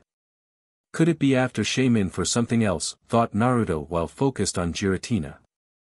Throughout the battle, the sun was setting and when it was night, Shamin glowed and reverted to its land form. Naruto quickly flew under Shamin as it started to fall for Pikachu to catch it. I guess I didn't want to be eaten, said Shamin in its timid voice. Shamin, what happened? Why did you change back to your land form? Asked Naruto. I'm not so good at night. Naruto was confused at its statement before flying back to the others. Do you guys have any idea what just happened? Asked Naruto, to which Brock responded. It seems like Shamin can only be in its sky form during the day. Don't look now, but Giratina's headed this way. Naruto and the others started to run with Giratina close behind. It launched a will-o-wisp at them, but Naruto shot a chakra bullet to deflect it. Looking for a way to escape, the gang heard a familiar voice calling out to them. Ash, Dawn and Naruto, over here. Come this way. It was Newton with his Shirelden waving at them from a cave. They quickly ran into the cave and were able to get away. I wasn't expecting you show up here with an additional guest, said Newton with a smirk. And we weren't expecting to get dragged back here again, deadpanned Naruto. Whatever, you're still taking me to the flower garden, right? Said Shamin nervously. Giratina's still out there. We walk out into the open, said Newton. Then you'll just abandon me. I just know it. Don't be like that, Shamin. We said that we'll help you and meant it. We'll never leaving you hanging, said Naruto with a smile. He's right about that. What happened to all that confidence back when you were in sky form? Asked Ash. I left it in the sky. I should have known, said Ash while Naruto snickered. Without warning, a pair of Magnemite swooped in and grabbed Shamin before taking off, much to everyone's surprise. What the hey? Get back here. Naruto chased after them with the others close behind. Soon they reached the exit of the cave and saw the man hovering before them with Shamin being restrained by the Magnemite. The shaman is mine now, said the man with an evil smile. Shaman. Dawn cried out in worry. You again. Ash was about to bring out one of his Pokeball when he and the rest got grabbed by the Magnemite, but Naruto was able to dodge them and rush to help. Hang on guys, I'm coming to get you out of there. I don't think so. Magnemite used Thunder Wave. Naruto got hit by the jolt of electricity before he could react, and collapsed to the ground. What's going on? I can't move my body. Naruto kept trying to move his body, but his muscles are too numb to respond. It's useless. Thunder Wave is a move that will paralyze your body, preventing it from moving at all, said the man. The Magnemite grabbed Naruto as well and moved him to where Ash and the others are. How could you Zero? Shouted Newton in anger at surprising the others. Wait, you know this guy? Asked Naruto. Yes, Zero used to be my apprentice. It has been quite a long time, my former teacher, Zero sneered. What are you doing here? Humph, you should already know, I'm going to make this wonderful world all mine, said Zero. You're still on that. Of course, especially since you want to keep this world to yourself. That's not true, the reverse world is what keeps the real world in balance with each other, said Newton. I already know that. Zero hovered to a nearby purple cloud and glared at it. However, people from the real world pollute and tarnish the beauty of this world. You got it all wrong, don't you see that is the purpose of this world? Newton tried to reason with his former student. Oh, and one more thing, I've just finished building that machine which you created. You did what? Newton was alarmed upon what Zero said, which caught Naruto's attention. It seems like Newton created something that wasn't supposed to be built, but Zero went ahead and built it, thought Naruto. Then the Magnemite started to swirl around the cloud, blowing it their direction. Don't breathe it in, otherwise you'll get poisoned. Ash and the others quickly held their breath, but they don't how long they can hold it in. Darn it, I still can't move. Naruto tried to free himself, but the paralysis is still in effect. Then the Magnemite holding Shaman carried it close to them. Oh no, hold on, I'll help. Shaman started to draw in the cloud. Naruto noticed that Zero was smiling at what Shaman was doing. It's as if that's what he wanted Shaman to do, but for what reason? Everyone heard the familiar screech and Giratina appeared before them, much to Zero's joy. Ah, Giratina, Dialga may have prevented you from going into the real world, but you won't have to worry, I will help you, said Zero. After Shaman had finished inhaling the cloud, the Magnemite carried over to Giratina. Now I know what Zero intends to do, he wants Shaman to use Seed Flare, said Newton. Naruto also caught on. Because if Shaman uses Seed Flare, it will rip a portal to the real world for Giratina to pass through, said Naruto. But I thought that Giratina wanted to eat Shaman, said Dawn. Giratina never had any intention to eat Shaman from the very beginning, said Newton. Giratina started to drive away the Magnemite, but when it approached Shaman, it got frightened, used Seed Flare to unleash a large explosion of purified energy which forced open a portal, drawing everyone into it, and Giratina followed afterwards. Ha ha ha ha ha. Now I can carry on with my plans to gain ultimate power. Zero laughed maniacally as he flew through the portal before it closed. In the real world, Naruto and the others were recovering from passing through the portal. I can finally move again. Naruto stood up and stretched his muscles. He still retains his healing factor, but it had weakened since he doesn't contain Kurama anymore. Is everyone okay? Yeah, we're fine, said Ash as he got up from the ground with Pikachu on his shoulder. Hey guys, look over there. Brock pointed. Everyone turned to see that Giratina had landed nearby but had changed into a different form. It now has a draconic form with golden half-rings circling the back of its head. Its head has a crown-like surrounding it with two large horns pointing sideways. And has two large black ghostly wings with red tips that can resemble claws. Why does it look like that? Asked Dawn, who went to pick up Shaman. It must have something to do with the gravitational changes, said Newton. All of a sudden, a red beam shot up and struck Giratina, stopping it from moving. Naruto followed the trail of the beam to see a large airship approaching them. A red cage detached itself from the airship and traps Giratina before floating back and reattaching itself back to the ship with Zero, who had jumped onto the cage. Then he enters the airship. A prism appears and surrounds Giratina. Red energy surges around its body, making it cry out in pain. Newton, it seems like you're familiar with that machine. Can you tell us what's going on, because I'm sensing Giratina's powers being drained, said Naruto. Everyone turned to Newton for an answer. You're correct, as I was the one who designed it. It was created to absorb all of Giratina's powers so that I can enter and leave the reverse world at will. Ash and the others were shocked while Naruto looked angry. However, I realized that Giratina would have to be sacrificed, so I deleted all of the blueprints and terminated the project. But then Zero went ahead and built it without your knowledge, said Brock.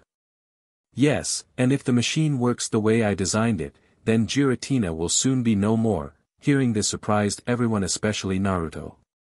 It sounds just like what the Akatsuki would have done to me if I still had Kurama sealed in me, thought Naruto as he looked up to Giratina, who was screeching in pain. Well, we can't stand here and do nothing. Newton looked around and saw the air scooter which Zero had discarded across the river. He quickly ran over and started to operate it. Ash and the gang came up to him. Newton, where are you going? Asked Ash. This whole thing is my fault, so I'm going to make sure that Giratina is safe, said Newton. Then we're coming too. Ash jumped on board the scooter with Pikachu. Me too, Shamin. It's best that you stay here, said Dawn, placing Shamin on the ground. But I want to help, said Shamin sadly. But you're currently not in your sky form. I think that can be remedied. Shamin, look over there. Everyone turned to where Naruto pointed to see that they were standing next to the Gracidia flower garden.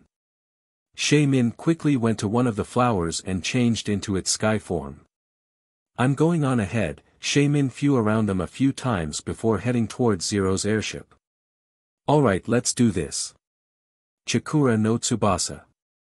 Naruto formed his chakra wings and took off with Newton, Ash and Dawn following after them in the air scooter. We can't allow him to do this to Giratina, said Ash. We'll all help Giratina, said Shamin. Then let's this show on the road, said Naruto as they draw close to the airship. Zero saw them and merely scoffed, get rid of them. Then he walked into the cockpit. The Magnemite and Magnezone charged at them and started to launch electric attacks, forcing them to evade. Shamin was moving quickly around the airship with the Magnezone in pursuit. Then it performed a barrel roll to avoid the shockwave and used Energy Ball, which landed a direct hit before moving on to the others. Naruto was using flips and rolls to avoid the Magnemite, but they weren't making it easy for him with their numbers. See how you like this. Chakura no Dangon, Sakusha. He quickly ascended and launched a barrage of chakra bullets at a rapid pace, knocking down most of the Magnemite to the ground below. Ha! How do you like that? All Naruto baby.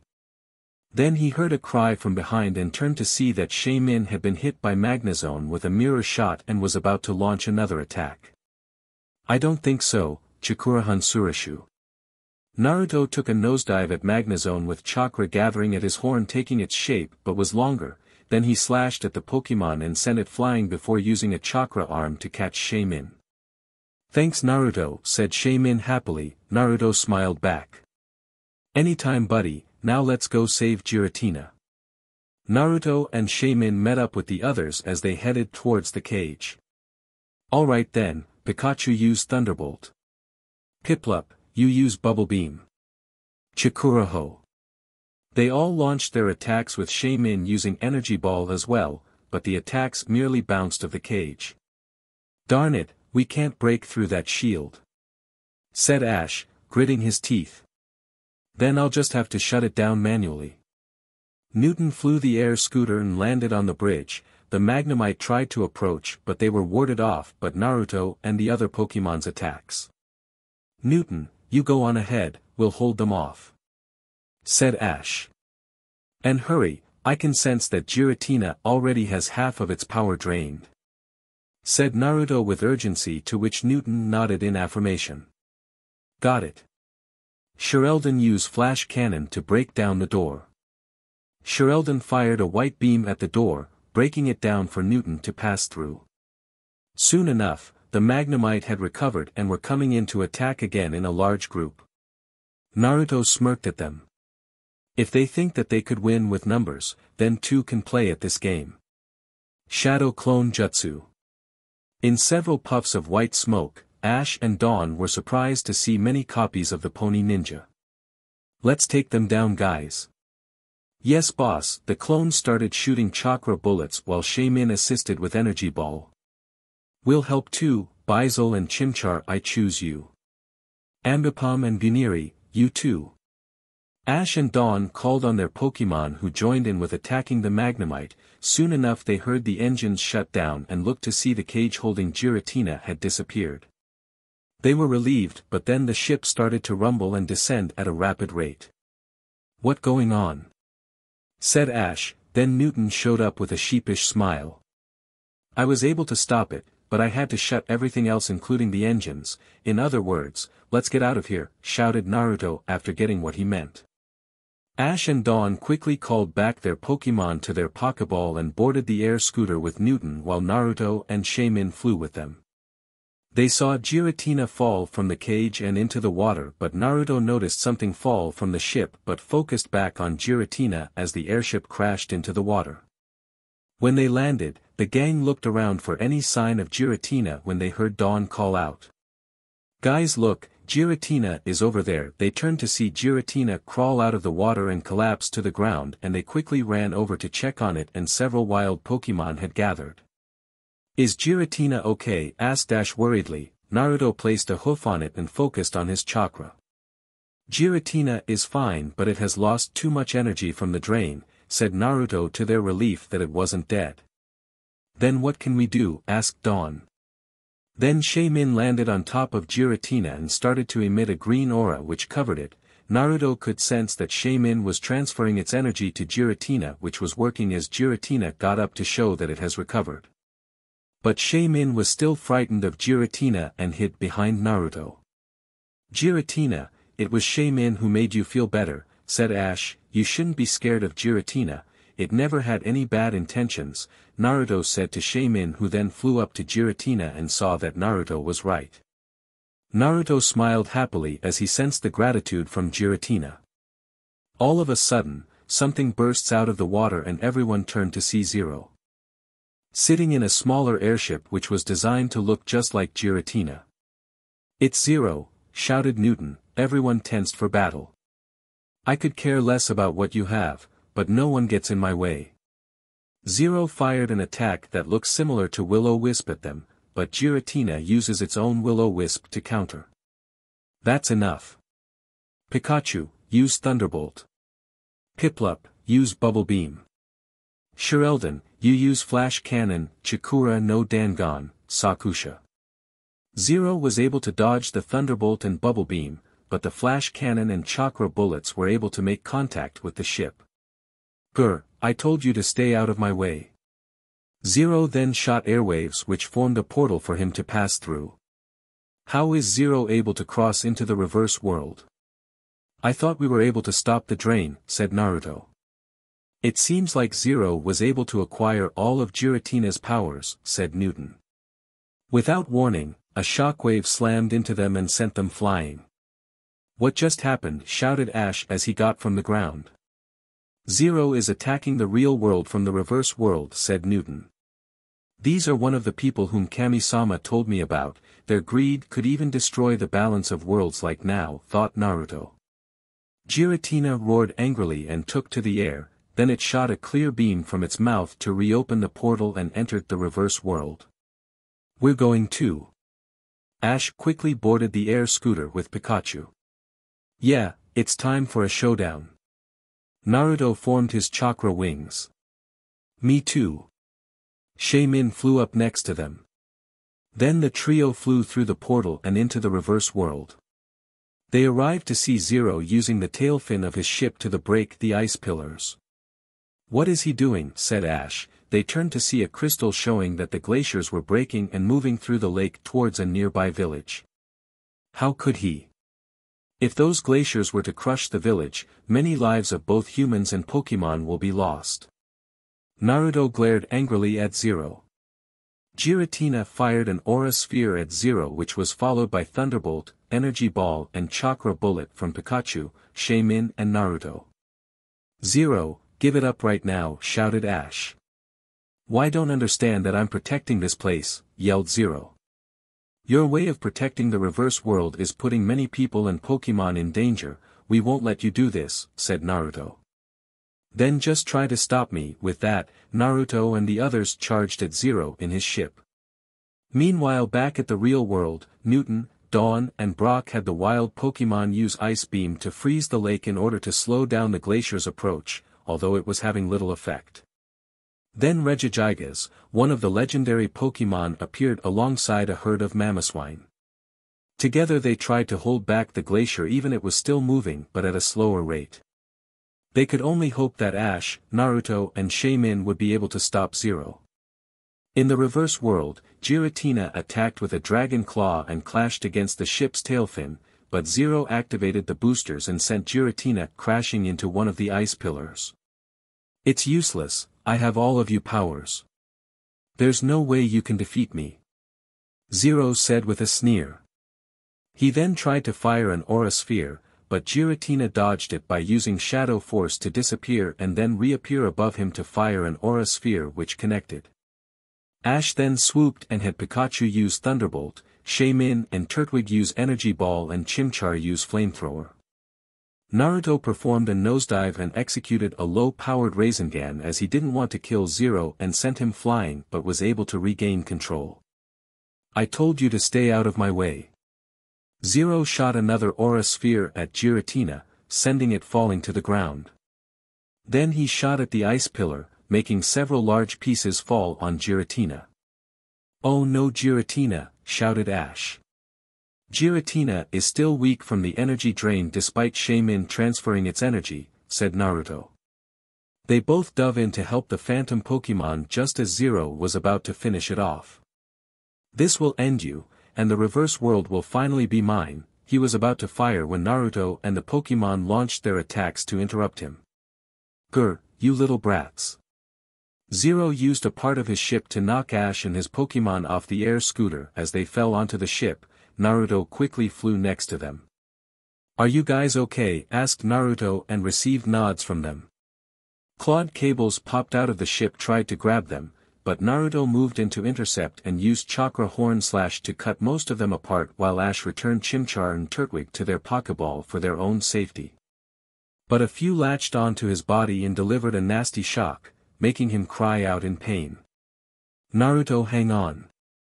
Pikachu used Iron Tail to free him. Pikachu destroyed the cables as Shaymin helped out with Energy Ball. "Thanks for the save," said Naruto, still recovering from the shock. "You're welcome," said Shaymin, smiling happily. "Zero, stop destroying this place." Ash turned to the cockpit which Zero sits in. "If anything, it's the real world that's destroying this place." Zero hovered the ship to a nearby poison cloud. "Don't you see?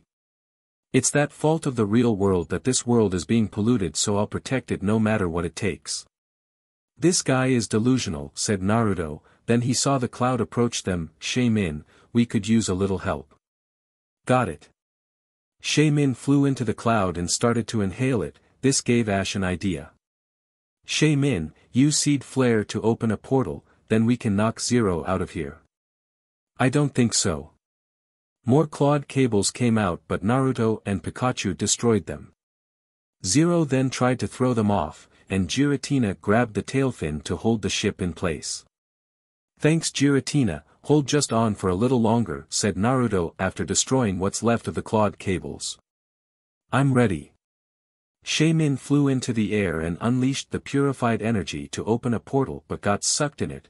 Naruto formed a shadow clone to grab Ash and Pikachu to get out of there. Giratina shot a will-o-wisp to further damage the ship, and Naruto followed up by forming his chakra arms to grab the ship and throwing it to the portal and finishing up with a Rasengan. "No, all of my precious dreams are ruined," shouted Zero as he was flung through the portal. Upon crashing on the frozen ground, Dawn had Swinub and Buniri freeze the ship in place and prevent his escape. Ash and Pikachu were riding on Giratina's head with Naruto flying next to them as it flew through the realm and used its powers to restore the ice pillars back to their original state. This in turn stopped the glacier from moving any further. Then it opened the portal to the real world and flew through it. "Hey guys, we're back," said Naruto as they landed on the frozen lake and met up with the others. Naruto noticed that Shaman had reverted to its land form. "We're so glad that you're okay," said Dawn. "Yeah, and Giratina was able to repair the damage in the reverse world," said Ash. Giratina gave loud roared and flew towards the sky. Naruto heard Newton murmur something about it going after Dialga but decided to think about it later. As the sun rises on the next, Naruto, Ash, Dawn, Brock and Newton stood before the flower garden and watched as the Gracidia flowers go into full bloom. "Hey guys, look over there," they saw movement among the flowers and noticed that they were all Shaman. "Are those your friends?" asked Dawn, to which Shaman nodded. "Yes, and it's thanks to you all, yeah, and I've got to say that this place is truly appealing," said Naruto looking at the flowers. "Does that mean that you're grateful to Shaman?" "Of course we are," said Ash with a smile. Shaman jumped off Dawn's arms and onto a rock. "Ash, Naruto and everyone, I must say that I'm grateful to you too." They watched the Shaman change into their sky forms and got ready to fly off. "Here is where I say goodbye, we know, but as long as you keep us close to your heart, you'll never forget the good times we had, and the same goes for us as well, believe it," said Naruto as they watched Shaman change into its sky form and fly away. Then he turned to the rest. "It's time for me to hit the road as well," said Naruto sadly. "Will we see you again?" asked Dawn. "You'd better believe it, we'll definitely meet again, we're really gonna miss you," said Ash. "Yeah, but this isn't goodbye, rather a see you later." Naruto formed his chakra wings and flew off, with his new friends waving goodbye at him.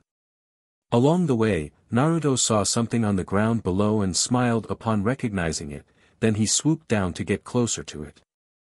Dr. Hooves was waiting in the TARDIS when the door opened to reveal that the blonde pony had returned. "I see you're back, and by the looks of things, your mission was a success," said Dr. Hooves.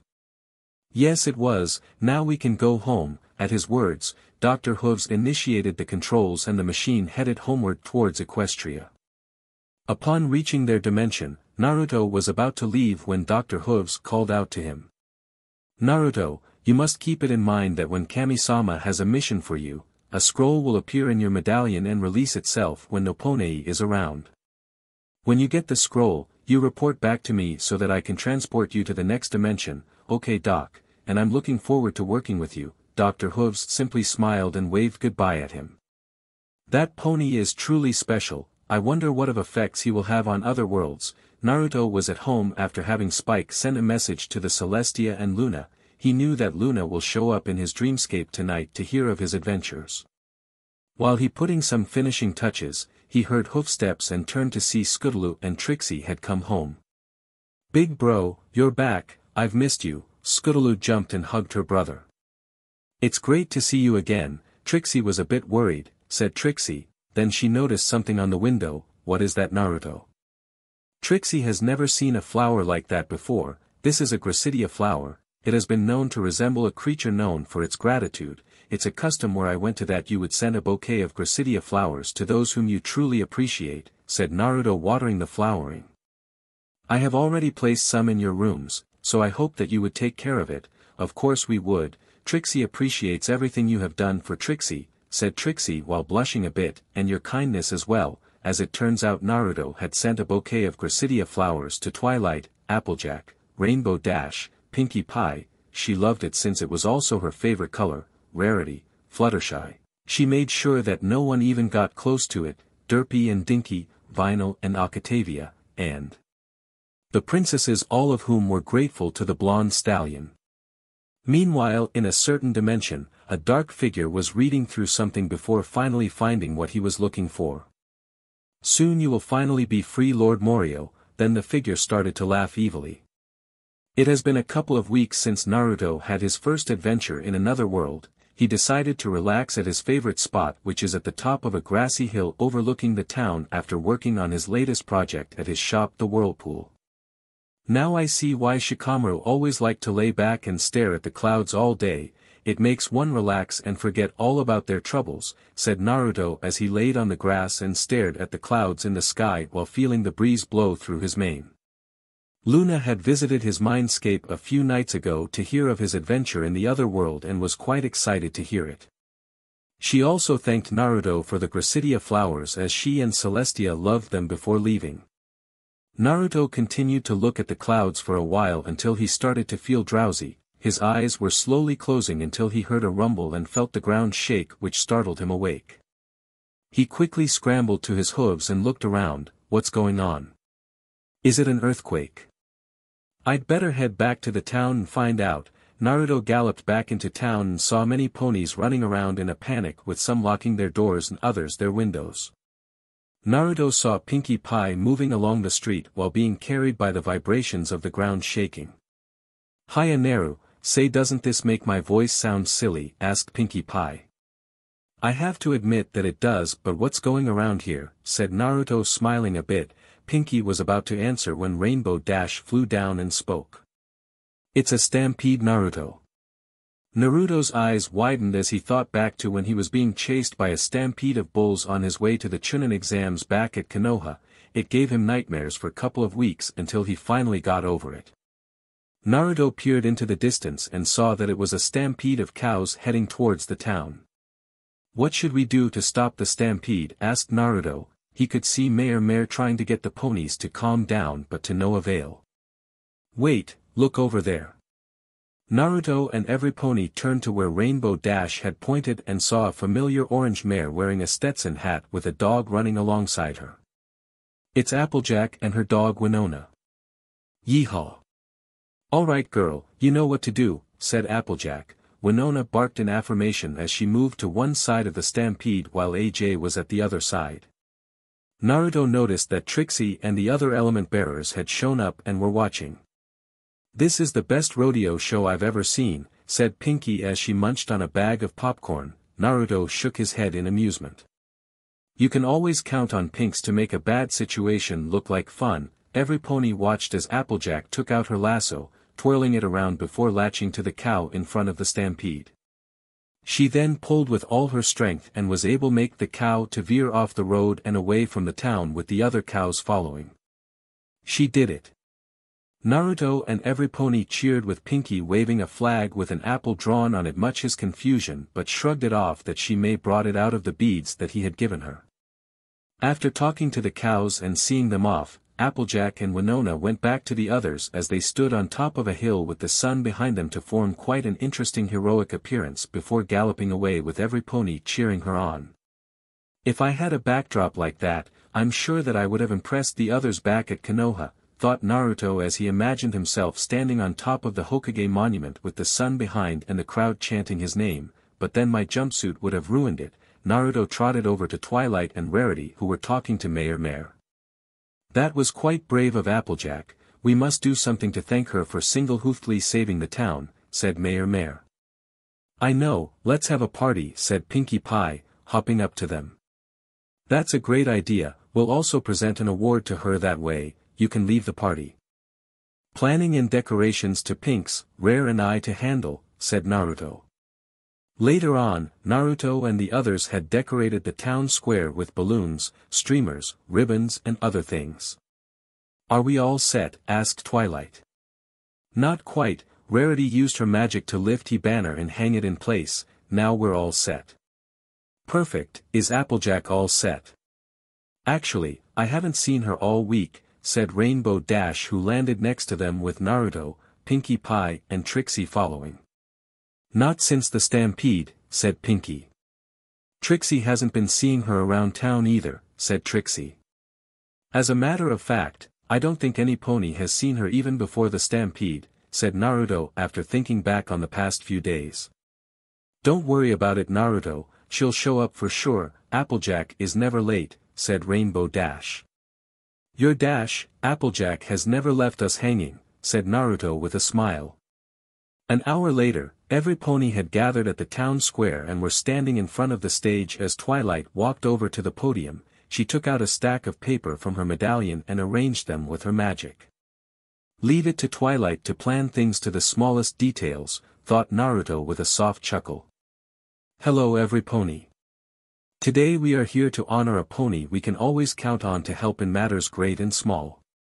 A pony whose contributions to Twilight was then interrupted by Rainbowdash, who flew up to the podium much to Naruto's amusement. Did you see Applejack's slick moves out there? What an athlete. This week, she's gonna help me with my new flying tricks, and I know it's gonna be awesome, said Rainbowdash before she was ushered off the stage. Naruto wondered why she didn't call for him, as they always come up with tricks together, but concluded that she didn't want to bother him since he's working now. Now, as I was saying, Twilight resumed her speech only to be interrupted again by Pinkie Pie. This week, I get to run the Sugar Cube corner for the first time. What does that have to do with Applejack? Asked Twilight. Naruto knew exactly what Pinkie was talking about since he had been living with Applejack before moving to the Uzumaki mansion. That's because Applejack, who is one of the best bakers ever, is gonna help me. Applejack makes everything great, so there will be free samples for every pony. Naruto and the crowd cheered loudly at the announcement. Okay then, now if I could make a point without being interred. This time it was Fluttershy who came to speak up. Naruto could see one of Twilight's eyes twitching in annoyance. Sorry Twilight, but I just wanted to mention that Applejack will also be helping me with the official bunny consensus, where we count up all the baby bunnies that were born this year. She will be most helpful with her wonderful herding skills. After Fluttershy left the podium, Twilight was looking among the crowd to see if anyone else would interrupt her speech. Now is there anyone else who has something to say? Okay, now I was saying Twilight noticed that Naruto was pointing to her right and turned to see Mayor standing next to her. Ugh, fine, she walked off the stage and stood next to Naruto while pouting. I worked so hard on that speech, said Twilight with her cheeks puffed out. I'm sure that it would have been a great speech, Twilight. Maybe I could come by and listen to you read it, said Naruto with a foxy grin. Thanks Naruto, said Twilight with a bright smile. Then they turned their attention to Mayor as she gave her speech. And so, with no further ado, it is my privilege to give the prize, Pony of Ponyville Award, to our beloved guest of honor, a pony of the most trustworthiness, reliability, and integrity. Ponyville's most capable and dependable friend, Applejack. Naruto turned his attention from the golden trophy to the curtains as they were raised only to reveal an empty space, much to the surprise of every pony. AJ not being here. That's pretty unusual of her, said Naruto. The others nodded in agreement as they know very well that AJ is never late for anything. I'm here, they heard Applejack's voice as she moved through the crowd until reaching the podium. Naruto noticed that she was carrying baskets full of apples which were spilling on the floor and saw the bags under her eyes, which piqued his curiosity. Miss Mayor, thank you kindly for giving me this award, said Applejack, who was continuously yawning while swaying a bit. Well, we wanted to thank you for saving us from the stampede from before, and being a pony whom we can count on, said Twilight. It's no problem at all, I always like helping out every pony in other things, so thanks for the award, said Applejack before grabbing the trophy with her teeth, and dragging it back to her home with every pony watching her leave. Hey, doesn't Applejack seem a little said Twilight. Tired, said Rainbowdash. Dizzy, said Fluttershy. Messy, said Rarity, receiving looks from the others. Well, did you see her mane? Twilight then noticed Naruto walking away and went after him. Hey Naruto, where are you going?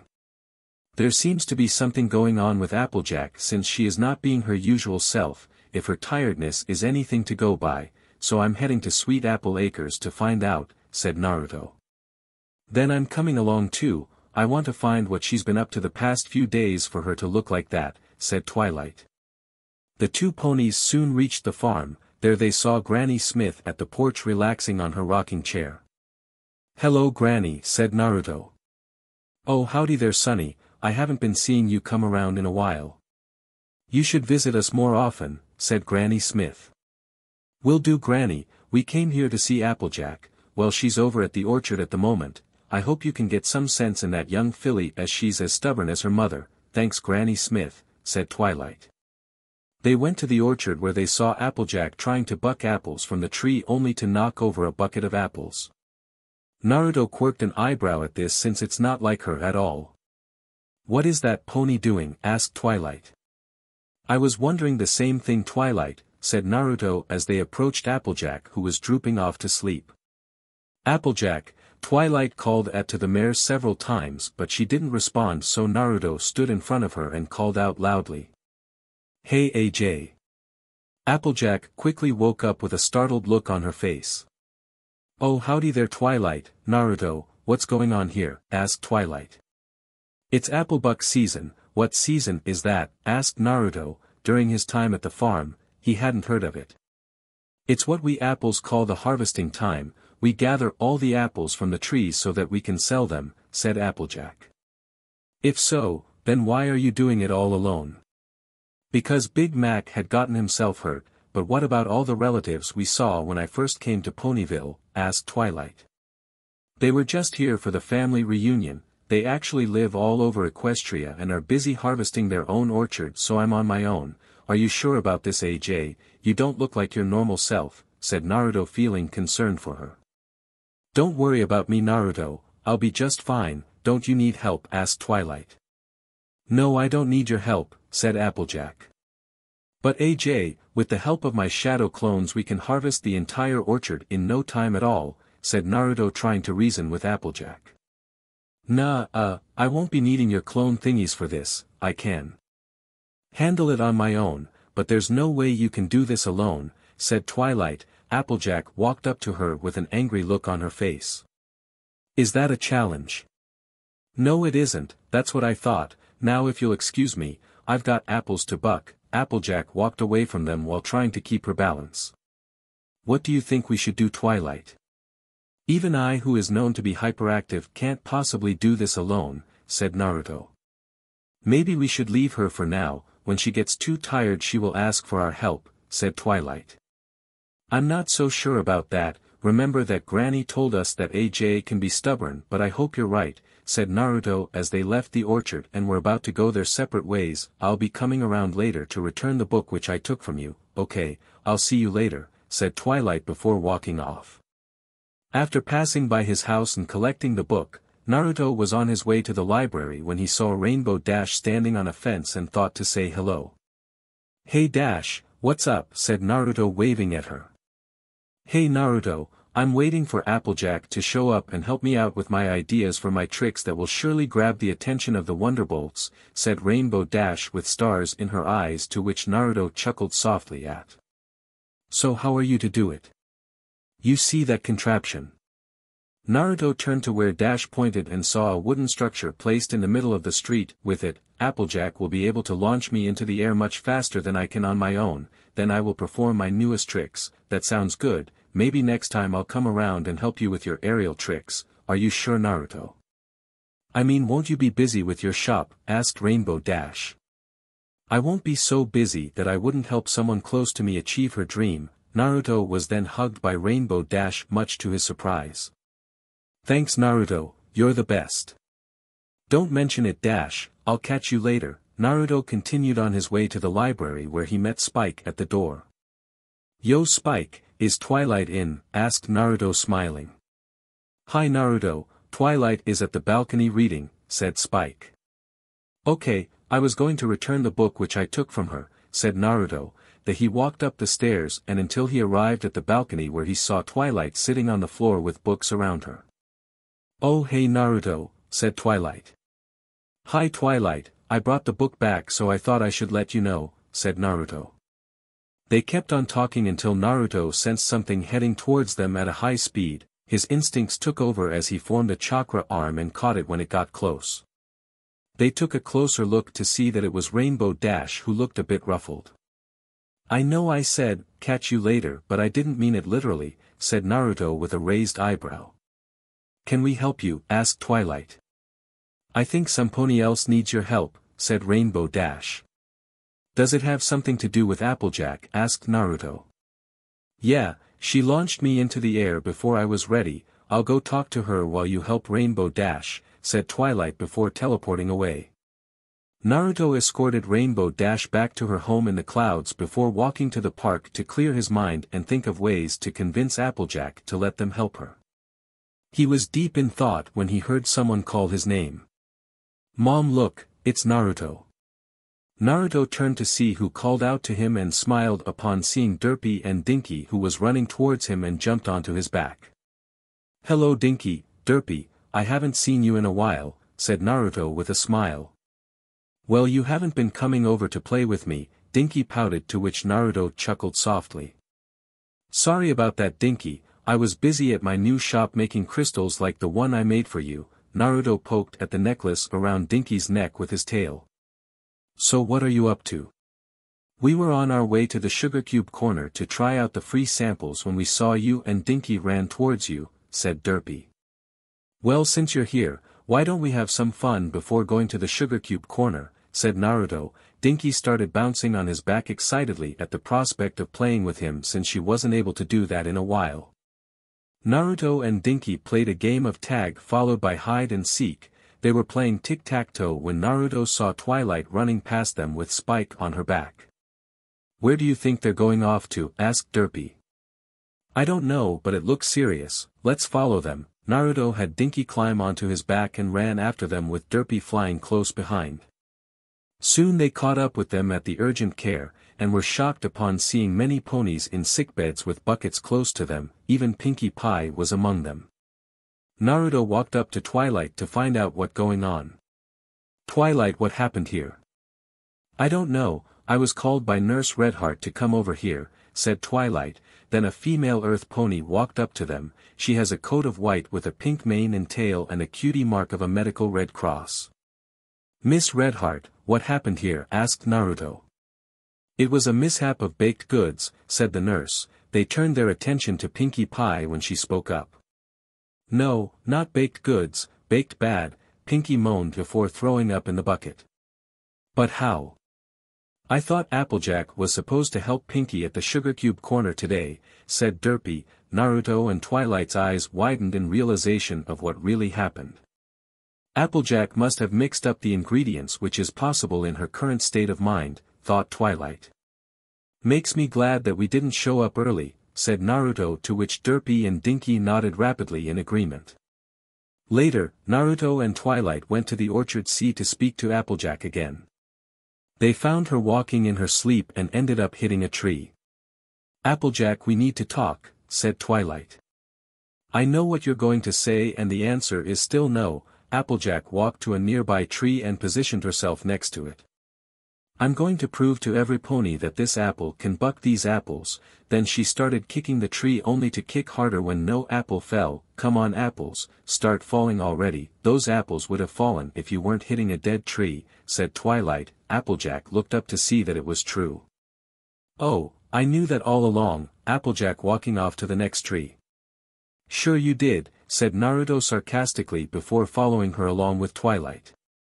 "Applejack, you need to listen. Naruto and I have just come from the Ponyville urgent care and dash," Twilight was saying, but was interrupted by Applejack. "You know, I'm too busy to be listening to your lectures, but AJ, if you let us help you, it would be a whole lot easier for you," said Naruto. "How many times do I have to say it, Naruto? I don't need any help from any pony," said Applejack. Walked faster, leaving them behind. "Ugh, that pony is just too stubborn," Twilight groaned in frustration. "Tell me about it. Now I know how the others felt back at Konoha," said Naruto, thinking back. Later on, Naruto was at home in his workroom, working on some new sealing formula. He was inscribing some seals into one of the crystals when the table started to shake and the items fell to the floor, much to his surprise. "What the hey is going on?" Naruto quickly dashed out of the house and into the streets to see the ponies panicking again. Twilight then ran up next to him. "Could it be another stampede?" asked Twilight. "It seems like it." Naruto peered into the distance to see a stampede of baby bunnies. "Baby bunnies? What could possibly have them stampede into the town?" asked Twilight. Bunnies raided the gardens and consumed all of the flowers before anyone could stop them. Naruto and Twilight saw Fluttershy trying to stop the bunnies and walked over to her. "Shy, what happened here?" asked Naruto. "Well, Applejack came over today to help me with the bunny consensus, but she ended up frightening them and they ran off," said Fluttershy. Upon hearing this, Naruto had a look of seriousness and noticed that Twilight shared the look.